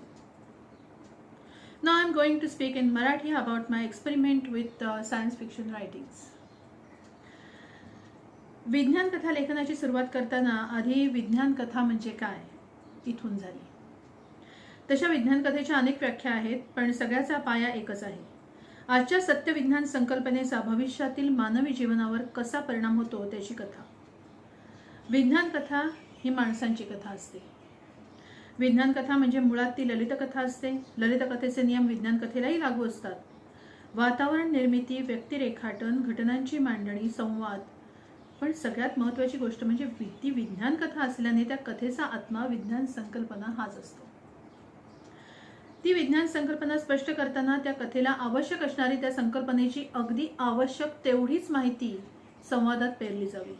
त्या माहितीचा लेख होऊ नये. त्याचप्रमाणे विज्ञान कथेसाठी आणखी एक अतिशय आवश्यक निकष म्हणजे तर्कसंगतता. हे सगळं डोक्यात ठेवून विज्ञान कथा मी लिहिते. कथेसाठी कधी विज्ञान संकल्पना तर कधी कोणता विषय वा घटना वा वाक्य असं काहीही जे मला विचार करायला भाग पाडतं त्यावर विज्ञान कथा लेखन होतं. आणि ती कथा वाचकाच्या मनात रुजायला हवी, रुळायला हवी, त्याला मनोरंजक वाटायला हवी यासाठी माझा प्रयत्न असतो. मराठी विज्ञान परिषदेने 2012 साली विज्ञान कथा लेखन शिबिर घेतलं. त्यानंतर त्यातूनच मराठी सायफाय कट्टा हा ज्येष्ठ विज्ञान कथा लेखकांनी नवोदित विज्ञान कथा लेखकांसाठी चालू केला. आमचा विज्ञान कथा लेखकांचा कट्टा गेले 11 वर्ष अव्याहत चालू आहे. माझे मार्गदर्शक डॉक्टर बाळ Phondke sir, Niranjan Ghate sir, Subodh Javadekar sir, Londhe sir, doctor Meghashri Dalvi आणि अपाम देशपांडे सर यांचं मार्गदर्शन, वारंवार दिलेलं प्रोत्साहन मला लाभलं. तशीच मैत्री लाभली आणि त्यामुळेच गेली 11 वर्ष मी सातत्यानं विज्ञान कथा लिहिते. कट्ट्यावर आम्ही दर महिन्याला वेगवेगळे विषय घेतो आणि त्यावर कथा लिहितो. त्यावर बाकी लेखकांचे अभिप्राय येतात आणि त्यामुळे कथेत सुधारणा संभव होते. तिथे विज्ञान विषयक विविध विषयांवर त्यात होणारी चर्चा, यातूनही नवनवे विषय मिळत असतात. आम्ही तिथे घेतलेल्या विषयात वैविध्य असतं. विज्ञान कथांबद्दलचे प्रयोग आपण म्हणतो त्याआधी विज्ञान साहित्याचे प्रकार बघायला हवेत. आपण विज्ञान ललितलेख सुद्धा लिहितो तर त्यात विज्ञान हे मनोरंजक पद्धतीने सांगितलेलं असतं. विज्ञान कथानक, मग यात विज्ञान कथा, कविता, कादंबरी, नाटक, एकांकिका, नाटिका, सिनेमा आणि विज्ञान कथा ह्या देखील लिहिण्याचे एक प्रकार आहेत. ते म्हणजे दीर्घकथा, कथा, अलग, क्षणकथा या वेगवेगळ्या स्वरूपात असतात. विज्ञान कथा या अंधश्रद्धेला प्रोत्साहन देणाऱ्या वा परिकथा नसतात. त्यात विज्ञान गरजेचं असतं. पण त्या रहस्यकथा, भयकथा, गूढकथा, प्रेमकथा, विनोदी कथा, सूडकथा, बालकथा, साहस कथा ही असू शकतात. विज्ञान कथांचे 2 प्रकार आहेत, हार्डकोअर आणि सॉफ्टकोअर. हार्डकोअरमध्ये विज्ञान अतिशय अचूक आणि त्यातले तर्क अचूक असतात. त्यात विज्ञानाचा भाग अधिक असतो. ती अधिक तंत्रज्ञानाचे डिटेल्स देते. पण सॉफ्टकोअरमध्ये मात्र विज्ञान संकल्पनेवरून केलेला कल्पनेचा आविष्कार असतो. भविष्यात असं काही होईल अशी केलेली कल्पना. विज्ञान कथा लिहिताना सुरुवात कशी होते ती सांगते माझी. कधी विज्ञान कथेचा विषय बघून ते लिहिण्यासाठी कोणती विज्ञान संकल्पना योग्य ठरेल त्याचा शोध घेते. म्हणजे विषयावरून विज्ञान संकल्पना असा प्रवास. तशी माझी कथा आहे अधांतर. ही कथा जनरेशन शिपवर घडते. पृथ्वीवरून निघालेलं वर अंतराळात अधांतरी वर्षानुवर्ष प्रवास करणारे जनरेशन शिप. यावर राहणाऱ्या काही पिढ्या, त्यांचं आयुष्य, त्यांचं वेगळेपण, त्यांची जीवनाची पद्धत, पृथ्वीवरचं आयुष्य आणि पृथ्वीशी जमिनीशी आलेला दुरावा, त्यातल्या ज्येष्ठ पिढीपाशी असणाऱ्या पृथ्वीवरच्या त्यांच्या आठवणी, त्यांच्या जीवनाचं चित्र, त्यांना अधांतर जीवनच योग्य वाटेल की जमिनीवरचं स्थैर्य योग्य वाटेल, हे चित्रण करताना व्यक्तिरेखाटन, वातावरण निर्मिती, भाषा, घटनांची मांडणी करताना त्याबरोबरच तर्कसंगतता बघते. तो काळ कोणता असेल, माणसं कशा प्रकारची असतील, त्यांचे विचार त्यांच्या राहणीमानाशी सुसंगत हवं तर राहणीमान कसं असेल, ते काय खात असतील, त्यांचं एकमेकांशी नातं कसं असेल, हे आणि असे अनेक प्रश्न कथेचा विचार करताना मनात निर्माण होतात. जितके प्रश्न तितकी त्यांची उत्तरं, आणि ती उत्तरं गुंफून कथा फुलत जाते. रोबोट हा विषय कॉमन असला तरी त्यात सतत होणाऱ्या प्रगतीमुळे तो विषय कायम नाविन्यपूर्ण राहिलेला आहे. रोबोटवरची माझी एक कथा, ऐतिहासिक खेळ ही. मला जेव्हा हिजबॉट बद्दलची माहिती समजली तेव्हा याबद्दल आणखी माहिती करून घेऊन त्यावर लेख लिहिला, लहान मोठ्या सगळ्यांसाठी. पण तो लिहिताना माझ्या मनात विविध विचार घोळायला लागले. कथा आकार घेत होती, पण मला लेखही पोचवायचा होता. आणि विज्ञान कथेत संकल्पनेचा लेख होऊ नये हा एक निकष असतो. पण मग तो लेख हा लेख न होता विज्ञान कथेचा भाग झाला तर? विज्ञान लेख आणि विज्ञान कथा याचं फ्युजन करावं वाटलं. ते जमवायला वेगळी शक्कल लढवावी लागली. एका रोबोटची हत्या माणसाने केली ही बातमी झाली. भविष्यात विविध कारणांनी जर माणसांना जगणं कठीण झालं, माणसांची संख्या अगदीच रोडावली, रोबोटचं प्रगत विश्व निर्माण झालं आणि त्या रोबोटनी कधी इतिहासात डोकावलं आणि त्यांना त्या रोबोटबाबत घडलेली इतिहासातील माणसांच्या क्रूरतेची बातमी कळली, तर ती नेमका काय परिणाम साधेल? माणूस म्हणून माणसाची हुशारी मोठी की रोबोटची काय सिद्ध होईल? रोबोटचे विषय घ्यावेत तेवढे थोडे आहेत. स्वतःला माणूस समजणारा रोबोट घेतला तो इतरांशी कसा वागेल, त्याला सत्य समजल्यावर नेमकं काय होईल, हे माझ्या मीरन या कथेत मी शोधायचा प्रयत्न केलेला आहे. या कथेबाबत म्हणजे सत्य घटना वाचून त्या घटनेशी विज्ञान संकल्पनेचा सांधा अचूक जोडून लिहिलेली कथा. ऑनलाईन प्रेम जमून ऑनलाईन लग्न आणि मग दूर राहून संसार करताना रोबोट मदतीला घेतला गेला तर? त्यात माणूस आणि रोबोट या सगळ्यांच्या भावनांचा आढावा घेतला. प्रेमकथेचा त्रिकोण चौकोन विज्ञानामुळे कसा निर्माण झाला याची कथा आहे प्रतिकृती. संसार ही कथा 5व्या मितीची कल्पना करून लिहिलेली. 3 मितीचं जग आपलं, 4थी मिती काळ. पण 5व्या मितीत नेमकं काय घडेल? त्या मितीत जाता आलं तर आयुष्यात काय बदल घडेल? रोजच्या आयुष्यात सतत रडगाणं गाणारे लोक असतात, ते कशावरच खुश नसतात. त्यांना गणिती विज्ञान संकल्पनेशी जोडून ही कथा लिहिली आणि त्यातल्या नायकाला सुखी माणसाचा सदरा घेऊन दिला. रंगाचं, आवाजाचं, स्पर्शाचं, चवीचं, वासाचं विज्ञानात नेमकं काय स्थान आहे? भविष्यवेध घेताना त्याचा परिणाम नेमका कसा होईल? या सगळ्यात भावना जी दिसत नाही पण असते, तिच्यामुळे मानवी जीवनावर काय परिणाम झालेला आहे? भविष्यात ती असेल की नसेल? कशी असतील माणसं आणि रोबोट? त्यांचं त्या सगळ्या गोष्टींशी काय नातं असेल? यावर माझी एक कथा आहे, स्पर्श होता तुझा. स्पर्श हा निव्वळ स्पर्श नसतो, त्यात असते भावना. भावना आणि विज्ञान म्हणजे एक तरल आणि एक कठोर. पण त्यांनी कथेत एकमेकांशी छान जुळवून घेतलं. काही विज्ञान संकल्पनांच्या बाबतीत मतभेद असतात, मग त्यावर विज्ञान कथा लिहावी की नाही, त्याला विज्ञान कथा म्हणणार की परिकथा?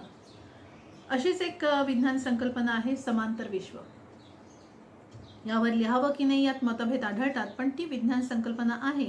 जर त्यावर संशोधन होत असेल तर कोणीही विज्ञानात ही गोष्ट अशक्य असं म्हणू शकत नाही. भविष्यात ते घडू शकतं तर त्याला ते थेट नाकारता येईल का, या प्रश्नाचा आधार घेत बरेच जण या संकल्पनेवर कथा लिहितात. मीही या संकल्पनेवर कथा लिहिल्या आहेत. पौराणिक कथातील बीज घेऊन विज्ञान कथा, तर विज्ञान आणि पुराण यांचं सूत जुळत नाही. पण त्यातून जर पुराणातून बीज घेऊन उद्याच्या जगात तशी परिस्थिती विज्ञानानं निर्माण केली तर ते सूत जुळतं. तसं करताना मात्र आपल्याकडून परिकथा लिहिली जात नाही ना, यासाठी सजग राहण्याची गरज असते. या विषयावरची माझी कथा आहे एक नवी अहल्या. नावावरून अंदाज येऊ शकतो. अशाच प्रकारे एखादी ललित कथा घेऊन त्या कथाबीजाशी विज्ञान संकल्पनेचा संकर होऊन अतिशय सुंदर विज्ञान कथा जन्माला येऊ शकते. विज्ञान कथा लिहायला लागण्याच्या सुरुवातीच्या काळात प्रत्येक गोष्टीत विज्ञान संकल्पना दिसायला लागली होती मला. एक सिनेमा बघायला गेलेली असताना दोघं सारखे दिसणारे समोर आल्यावर जुळे भाऊ, त्यांची ताटातूट झाली किंवा कोणी मास्क घातलाय वगैरे नेहमी पटकन डोक्यात येणाऱ्या कल्पना न येता अगदी रहस्य सोडवल्यासारखी कल्पना आली, ते क्लोन तर नाहीत? हा प्रश्न डोक्यात आला तेव्हा जरी हसायला आलं तरी जर ही संकल्पना घातली तर पूर्ण कथानक बदलेल आणि ही वेगळीच विज्ञान कथा जन्माला येऊ शकते याची जाणीव झाली. विज्ञान कथा या भयकथा वा रहस्यकथाही असतात. रहस्यकथा कशा असतात याचं उदाहरण म्हणजे डॉक्टर बाळ फोंडके यांच्या विज्ञान कथा आहेत. विज्ञानाच्या आधारे एखाद्या गुन्ह्याचा शोध कसा लावला जाऊ शकतो वा कोणा निरपराधाला शिक्षा होण्यापासून कसं वाचवता येऊ शकतं हे त्यातून दिसतं. विज्ञान रहस्यकथा लिहिण्याचा मी प्रयत्न केलेला आहे. त्यातल्या एका कथेचा संगणक आणि मेंदू यातील संवाद हा विषय होता. विज्ञान कथा ही भयकथाही असू शकते. तुम्ही त्यात भूत दाखवलं तरी त्या भूताविषयी अंधविश्वास न बळावता लोकांच्या मनातील त्या कल्पनेचं कारण विज्ञानातून शोधण्याचा प्रयत्न करता येतो. तसा माझ्या भूताटकी आवृत्ती या कथातून मी केलेला आहे. कथेत वेगळा प्रकार म्हणजे रोजनिशी जशी लिहिली जाते तशी कथा लिहायची वा ईमेल स्वरूपात कथा लिहायची. पूर्ण कथा या स्वरूपात राहून फुलायला हवी. माझी मिरन ही कथा रोजनिशी स्वरूपात लिहिलेली आहे. विज्ञानाचा माणसाला होणारा फायदा वा तोटा दोन्ही गोष्टी कथेत हाताळता येतात. विज्ञान कथांच्या अनुभवातून भविष्यात माणसाला कसं वागायला हवं यासाठी पथप्रदर्शक ठरू शकतात. जसं स्मृतिरोपण याकडे विविध दृष्टिकोनातून बघता येतं, त्याचे फायदे तोटे बघता येतात. या सगळ्या विषयांवर वेगवेगळ्या कथा लिहिताना कधी विज्ञान एकांकिका तसंच नाटकही लिहिलं गेले. आता विज्ञान कथांबरोबरच त्याचाच भाग असलेल्या पर्यावरण कथाही मी लिहिते. आजची स्थिती आणि भविष्यकाळात त्यातून होणारा बदल नेमका कसा असेल आणि त्याने माणसांच्या आयुष्यात काय फरक पडेल. आपल्या आजच्या आयुष्याशी जोडलेला पर्यावरणाचा ऱ्हास परिस्थिती सुधारेल अशी आशा करावी की अधिक बिघडण्याची शक्यता निर्माण होते. विज्ञान कथा 6 शब्दांच्याही लिहिलेल्या आहेत. त्यामुळे क्षणकथा, अलग, दीर्घकथा असे कथेत साजेल असं अणुपासूनही ब्रह्मांड एवढा असे प्रकार हाताळण्याचा प्रयत्न मी केलेला आहे. काही वेळेला ते जमतं, काही वेळेला फसतं, पण प्रत्येक वेळी विज्ञान मात्र अचूक आणि योग्य त्याच प्रमाणात आहे ना हे एवढं पाहण्याची काळजी घेते. काही वेळेला कथा लहान लिहिणंही अवघड वाटू शकतं, कारण तीही कथेच्या निकषावर पारखून घ्यायला लागतेच, पण तिचा जीव आणि आकार लहान असतो. संवादाबाबत सांगायचं तर संवाद जिवंत लिहिण्याचा म्हणजे उगीच अलंकारिक भाषा न वापरता साधी सरळ भाषा वापरण्याचा माझा प्रयत्न असतो. त्यातून कथाही वाचनीय होते, ओघवती होते. कथा टेल असण्यापेक्षा म्हणजे हे असं असं होते हे सांगण्यापेक्षा कथा संवादातून आणि घटनांच्या क्रमातून पुढे सरकावी, त्यातून ती फुलत जावी, जिवंत वाटावी हा प्रयत्न माझा असतो. विज्ञान कथा भविष्यवेधी असल्याने वाचकाला टाइम मशीनमध्ये बसून भविष्याचा फेरफटका मारल्याचा आनंद देऊ शकते आणि तशा रीतीने मी लिहिण्याचा प्रयत्न करते. संवाद हे कथेतील वातावरण, काळ, परिस्थिती, ठिकाण आणि व्यक्तिरेखा यानुसार बदलती ठेवते. संवादातील भाषेच्या वैविध्यातून निर्माण झालेला विनोद आणि विज्ञान एकत्रित आणून लिहिलेली माझी विज्ञान कथा आहे सफर.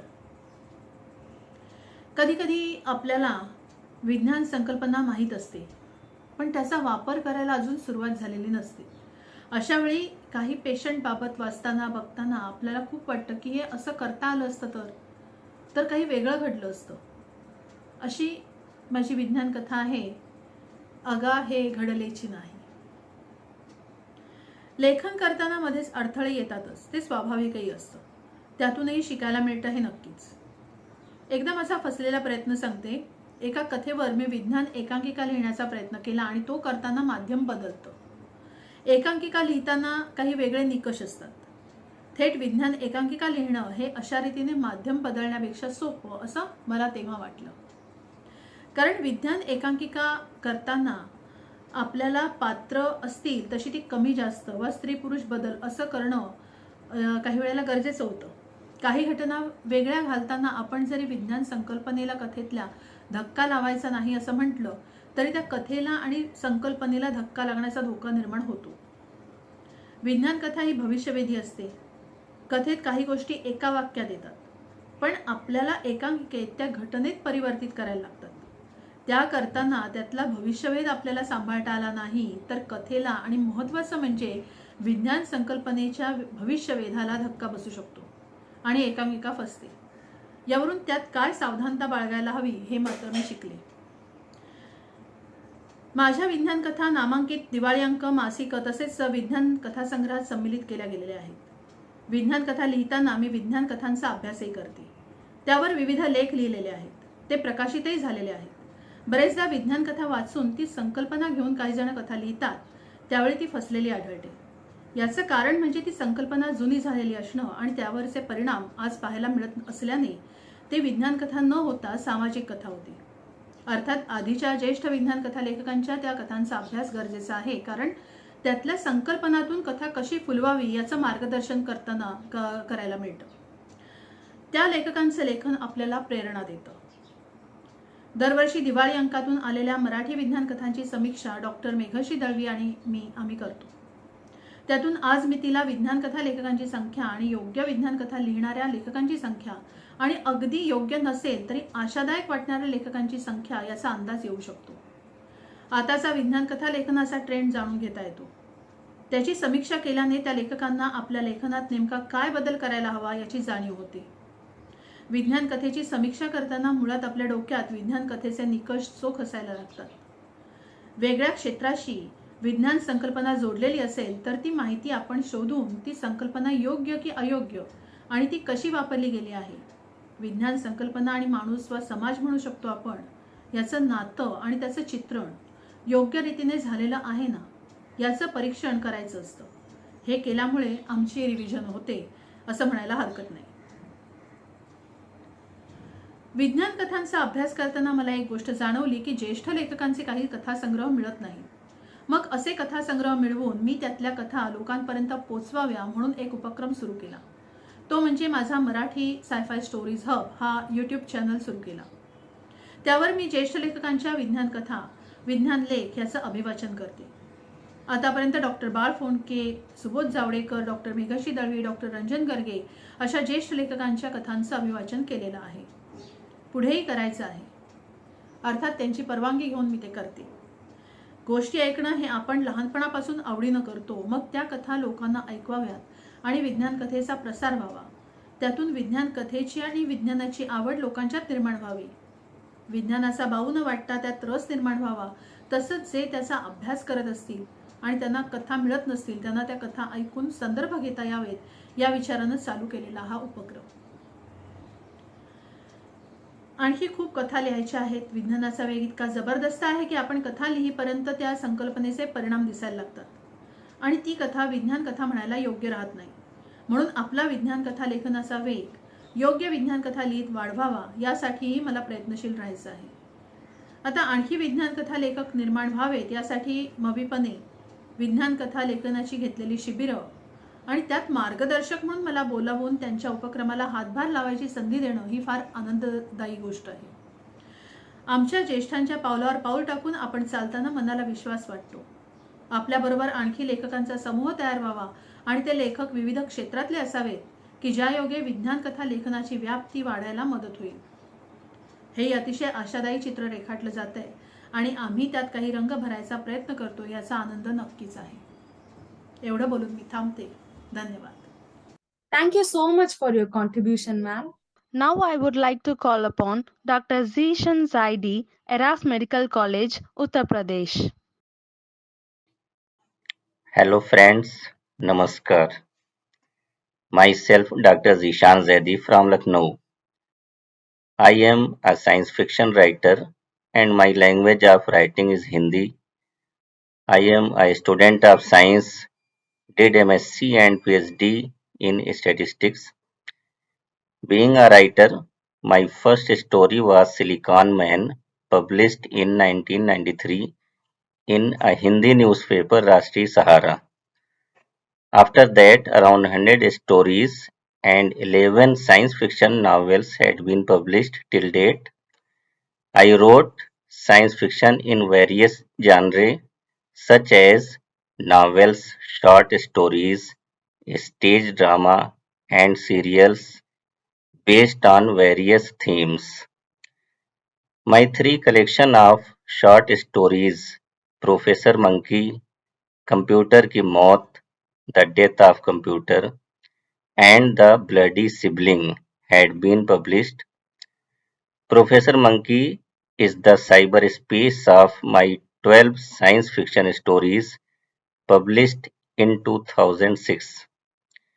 Computer की मौत is the virtual world of 11 science fiction stories published in 2008, and The Bloody Sibling is a collection of paranormal thrillers that includes a sense of science fiction mysteries published in 2014.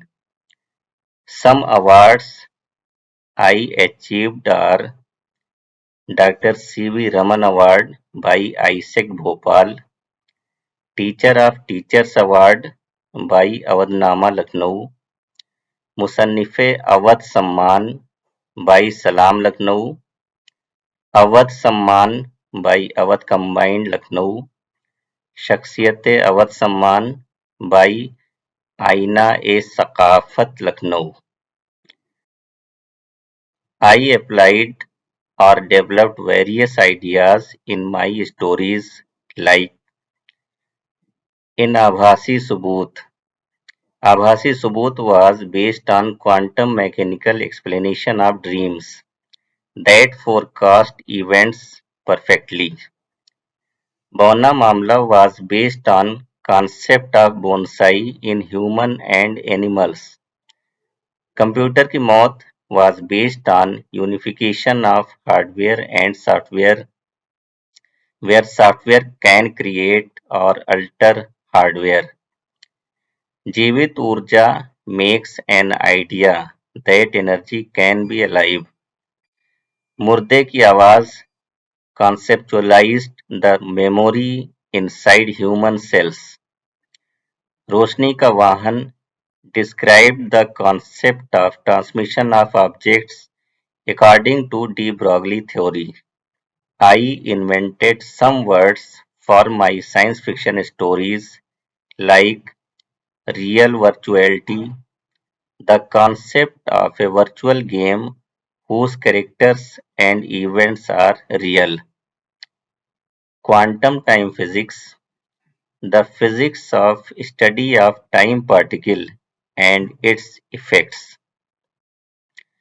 Continuous time particle, a particle responsible for time change and continuous in nature, unlike fermions and bosons. Existence of continuous particles. Make a combination of hardware and software in which hardware generated own parts with the help of inbuilt software.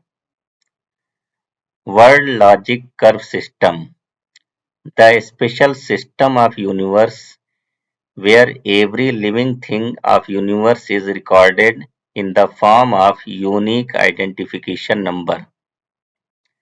Artificial quantum fluctuation, causes of creating an artificial universe. The question is, who inspired me for writing the science fiction stories? Originally, in my childhood, I was very much interested to read detective novels which contained science-based concepts. Further, I was reading science fiction and fantasy type comics like Superman of DC Comics and Fauladi Singh of Diamond Comics. I also read some good writers of our language as Ibn Safi, Izhar Asar in Urdu, and Professor Divakar in Hindi. They were very popular writers in my childhood period. The Zero Land series of Ibn Safi was very much popular at that time. Writing science fiction is much difficult than writing other fictions as we must know about relevant scientific concepts and scientific barriers of imaginations. In my view, science fiction is a story of some creatures under scientifically justifiable imaginations. So, if we are working on some idea that must be valid on scientific theories, then it is science fiction. Otherwise, it is only fiction and not a science fiction. Now let I share the details of my published novels. First is Mayavi Gintiyan, The Elusive Numbers, which is my most popular novel, read by 2 lakh times on an online platform Pratilipi. Its story is based on a boy, Sunny, who is very weak in mathematics but later on trapped in a talisman consisted mathematical equations. Then he understood those equations, and after solving the equations, he successfully destroyed the talisman. Adhura Hero, the incomplete hero. This is the story of a unique hero, Mahavir, who is a physically disabled, extremely brave guy who neither have hands nor legs, but he has an extremely sharp brain. He stands against the most powerful villain, the cruel king of the world, in whose hands death is nothing but a toy, who can brutally kill someone just for fun. What will be the result of such a battle? A story that is going to happen in your future. In this novel, you find a machine which tells future using parallel universe theory. The giant animals formed by changing DNA codes via micro machines and after all fight in space. Mr. Perfect. Mr. Perfect is the second novel of Mahavir series. Our physically disabled hero is now Mr. Perfect because a scientist who was formerly working for cruel Firon now fighting against him because he is now the victim of Firon cruel policies. He provides artificial hands and legs to Mahavir. This novel contained the fight of Mahavir with the cruel Firon in the wonderland of Firon inventions, like Firon's Zoo, the place of giant animals, Firon's Paradise, which is a beautiful place on earth as a representative of mythological paradise. Firan ki Jannat, The Paradise of Firan, is the third novel of Mahavir series and last novel of Firan's trilogy. In this novel, Mahavir defeated the most powerful and cruel King Firan. The story was ended in Firan's paradise, where giant bees made canal of honey and giant milk producing animals made canal of milk. Mahals were made of diamond and gold. It was all made for Firan, but he never stayed there. हरस का खजाना हरस का खजाना The Treasure of Haras. This is the story of a treasure hunt. Firan's Wazir Haras collected a big treasure and hid to an unknown place somewhere between high mountains covered with glaciers. Dr. Balmer and team goes there for searching, but they don't know that Mahavir and Saif, too included in their team in makeup of labors. Their team reached there but trapped in an unbelievable situation. Firan Ka Jhula, The Swing of Firan, is the fifth novel of Mahavir series, where the story originated with Haras Ka Khazana ended. A scientist made a swing by altering space curvature, where people observe those things which do not exist and cannot see those things which are actually exist. सुरैन का hero and शादी का कीड़ा the hero of Suran, and Marriage Warm. This is a science fiction thriller. It is the first one of the pentalogy containing 5 novels. The story originated at a planet Suran, which is far distant from the Earth, but later it is linked with the Earth. The story contained multicolors of love, comedy, humor, sadness, along with thrill and suspense. Suran ka hero and secret dimension. This is the continuation of that long story whose first part was Suran ka hero or Shadi ka Kida. The whole story is a pentalogy. That is, its story completed in the entire 5 novels. Despite all efforts, the emperor of the planet Bakol failed to arrange his son's marriage with the princess of Suran. With the big fire of revenge, he is now dreaming of Suran's destruction. Will Suran and its inhabitants escape from his revenge? Tabut. Tabut is a story of a dumb Professor Deo and his two dumb friends. They encounter 4 ancient mummies who suddenly come to life. My two more novels were Operation Platinum and Maut Ki Tarange. Both are available on my blog. All the novels are available at pothi.com in both e-book and paperback format. You can search it on store.pothi.com by typing Zishan Zaidi. The details and buying links are available too on my blog Hindi Science Fiction .blogspot.com. Soon, all the novels will be available on audio form for listening on my YouTube channel Romanch.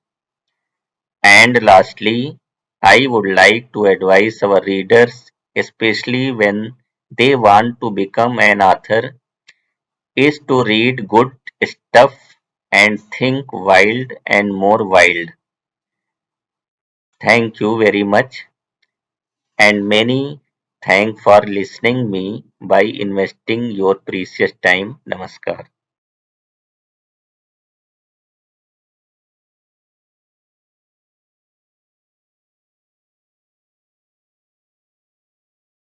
Listening to the deliberations of all these 14 panelists, I was just wondering and going through the profiles of the panelists.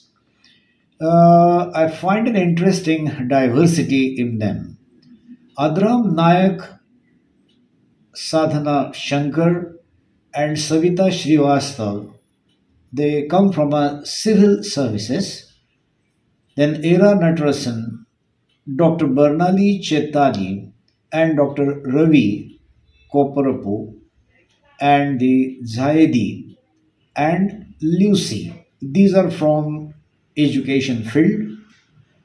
Madhu Chitrao is a doctor by profession. Smita Potnis and Shweta Taneja are from the literary background. Seema Kulkarni is a social worker. Ashish Mahabar is an astronomer and a data scientist. Nilesh Malwankar is in the big data testing. So I think the diversity in a writer's profession, it enriches the quality of science fiction genre and doesn't allow the monoculture to take place. I'm thrilled listening to the experiments in science fiction story writing from these experts. As we understand from this discussion is the settings of the science fiction are often contrary to those of consensus reality. Like, say, for example, a science fiction writer is creating a setting like a space related setting or the outer space in the world, or the space flights, or the subterranean earth. The second setting can be characters that include aliens, mutants, the androids, humanoid, robots, and other types of characters arising from the future human evolution. Next can be the futuristic or the plausible technologies such as ray guns, then the teleportation machines, and the humanoid computers. Then it can be scientific principles that are now new and that contradict the accepted physical laws. For example, time travel. For example, wormhole. For example, the faster than the light travel, or communication. Then the another setting can be new and different political and social systems. That is utopian system, dystopian system, post scarcity system, or the post apocalyptic system. So the next can be the paranormal abilities such as para abnormal, such as mind control, telepathy, etc. So, other universes or the dimensions and the travels between them also can be the different settings. So, all these are the different settings in which the science fiction writer is trying to put his story, his and all these germ and its ideas and all that. Experiments with writing a science fiction story in fact goes parallel to the process of metamorphosis that the butterfly undergoes. It goes through four stages like egg, a larva, the cocoon, and the butterfly. The egg represents the germ of the story. It is a fundamental aspect of the story. It is the backbone of the story. The writer must not, deviate far off from this germ. The larvae, second stage, it represents the body of the story. That is basic structure of the story, wherein the characterization, plot, and the situation is defined. Then it comes to cocoon stage, which represents the assemblages of the characters interwoven in a perfect fitting, which represents reading the story in a dramatic style and make the friends to listen to it. That is how writer shapes and dreams the story. And now is the time for a butterfly to take off the first flight. The butterflies, having strength in their wings, are as good as the best seller science fiction genre and award winning books and novels. So there are butterflies which even can't fly. Okay, okay, do not get nervous. Practice will make you fly too. So every panelist has his unique strength that I could find. Because of time constraint, I shall mention a few so that we'll know what are the takeaways from this discussion. One of the narrations of the one is the narration of the story.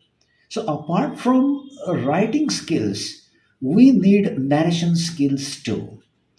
Smita Podnis from Mumbai is managing her YouTube channel called Marathi Science Fiction Story Hub, where the science fiction stories are narrated.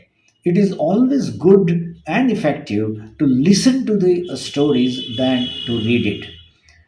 The second aspect that I found is making short films and drama plays. And here we see that the Era Natarasan has his stories Aisha and Madhi made into the story films. I think we should concentrate on that, and many such science fiction stories should be should come in the form of a short film. The next point is the translation. A translation is a very important aspect without which cross culturing is impossible. Dr. Madhu and many other writers, their stories are translated in other languages, and that is fine. I shall suggest the organizers to really create a facility of translation on a wide scale, rather stronger than what we have at present. We rarely come across the SF writing for kids, and Shweta Taneja is taking efforts in this direction. These are a few things which I could note from this deliberation. So thank you very much for responding to these deliberations. And with this, I conclude. Thank you very much. Thank you so much for your wonderful words, sir. Now I would like to welcome Miss Anugraha to deliver the vote of thanks. We have reached the end of the panel discussion titled My Experiments with Science Fiction Writing. I thank all the panelists for their valuable contribution to the session. My gratitude to the moderator, Dr. Ranjan Garge sir, and Dr. Srinarahari sir, Secretary General, for organizing the conference. It was truly enlightening. I also thank the members of the organizing committee, Dayanand sir, technical head, and Ms. Hemalata, conference convener, for their constant efforts to make the conference a grand success. Thank you, everyone.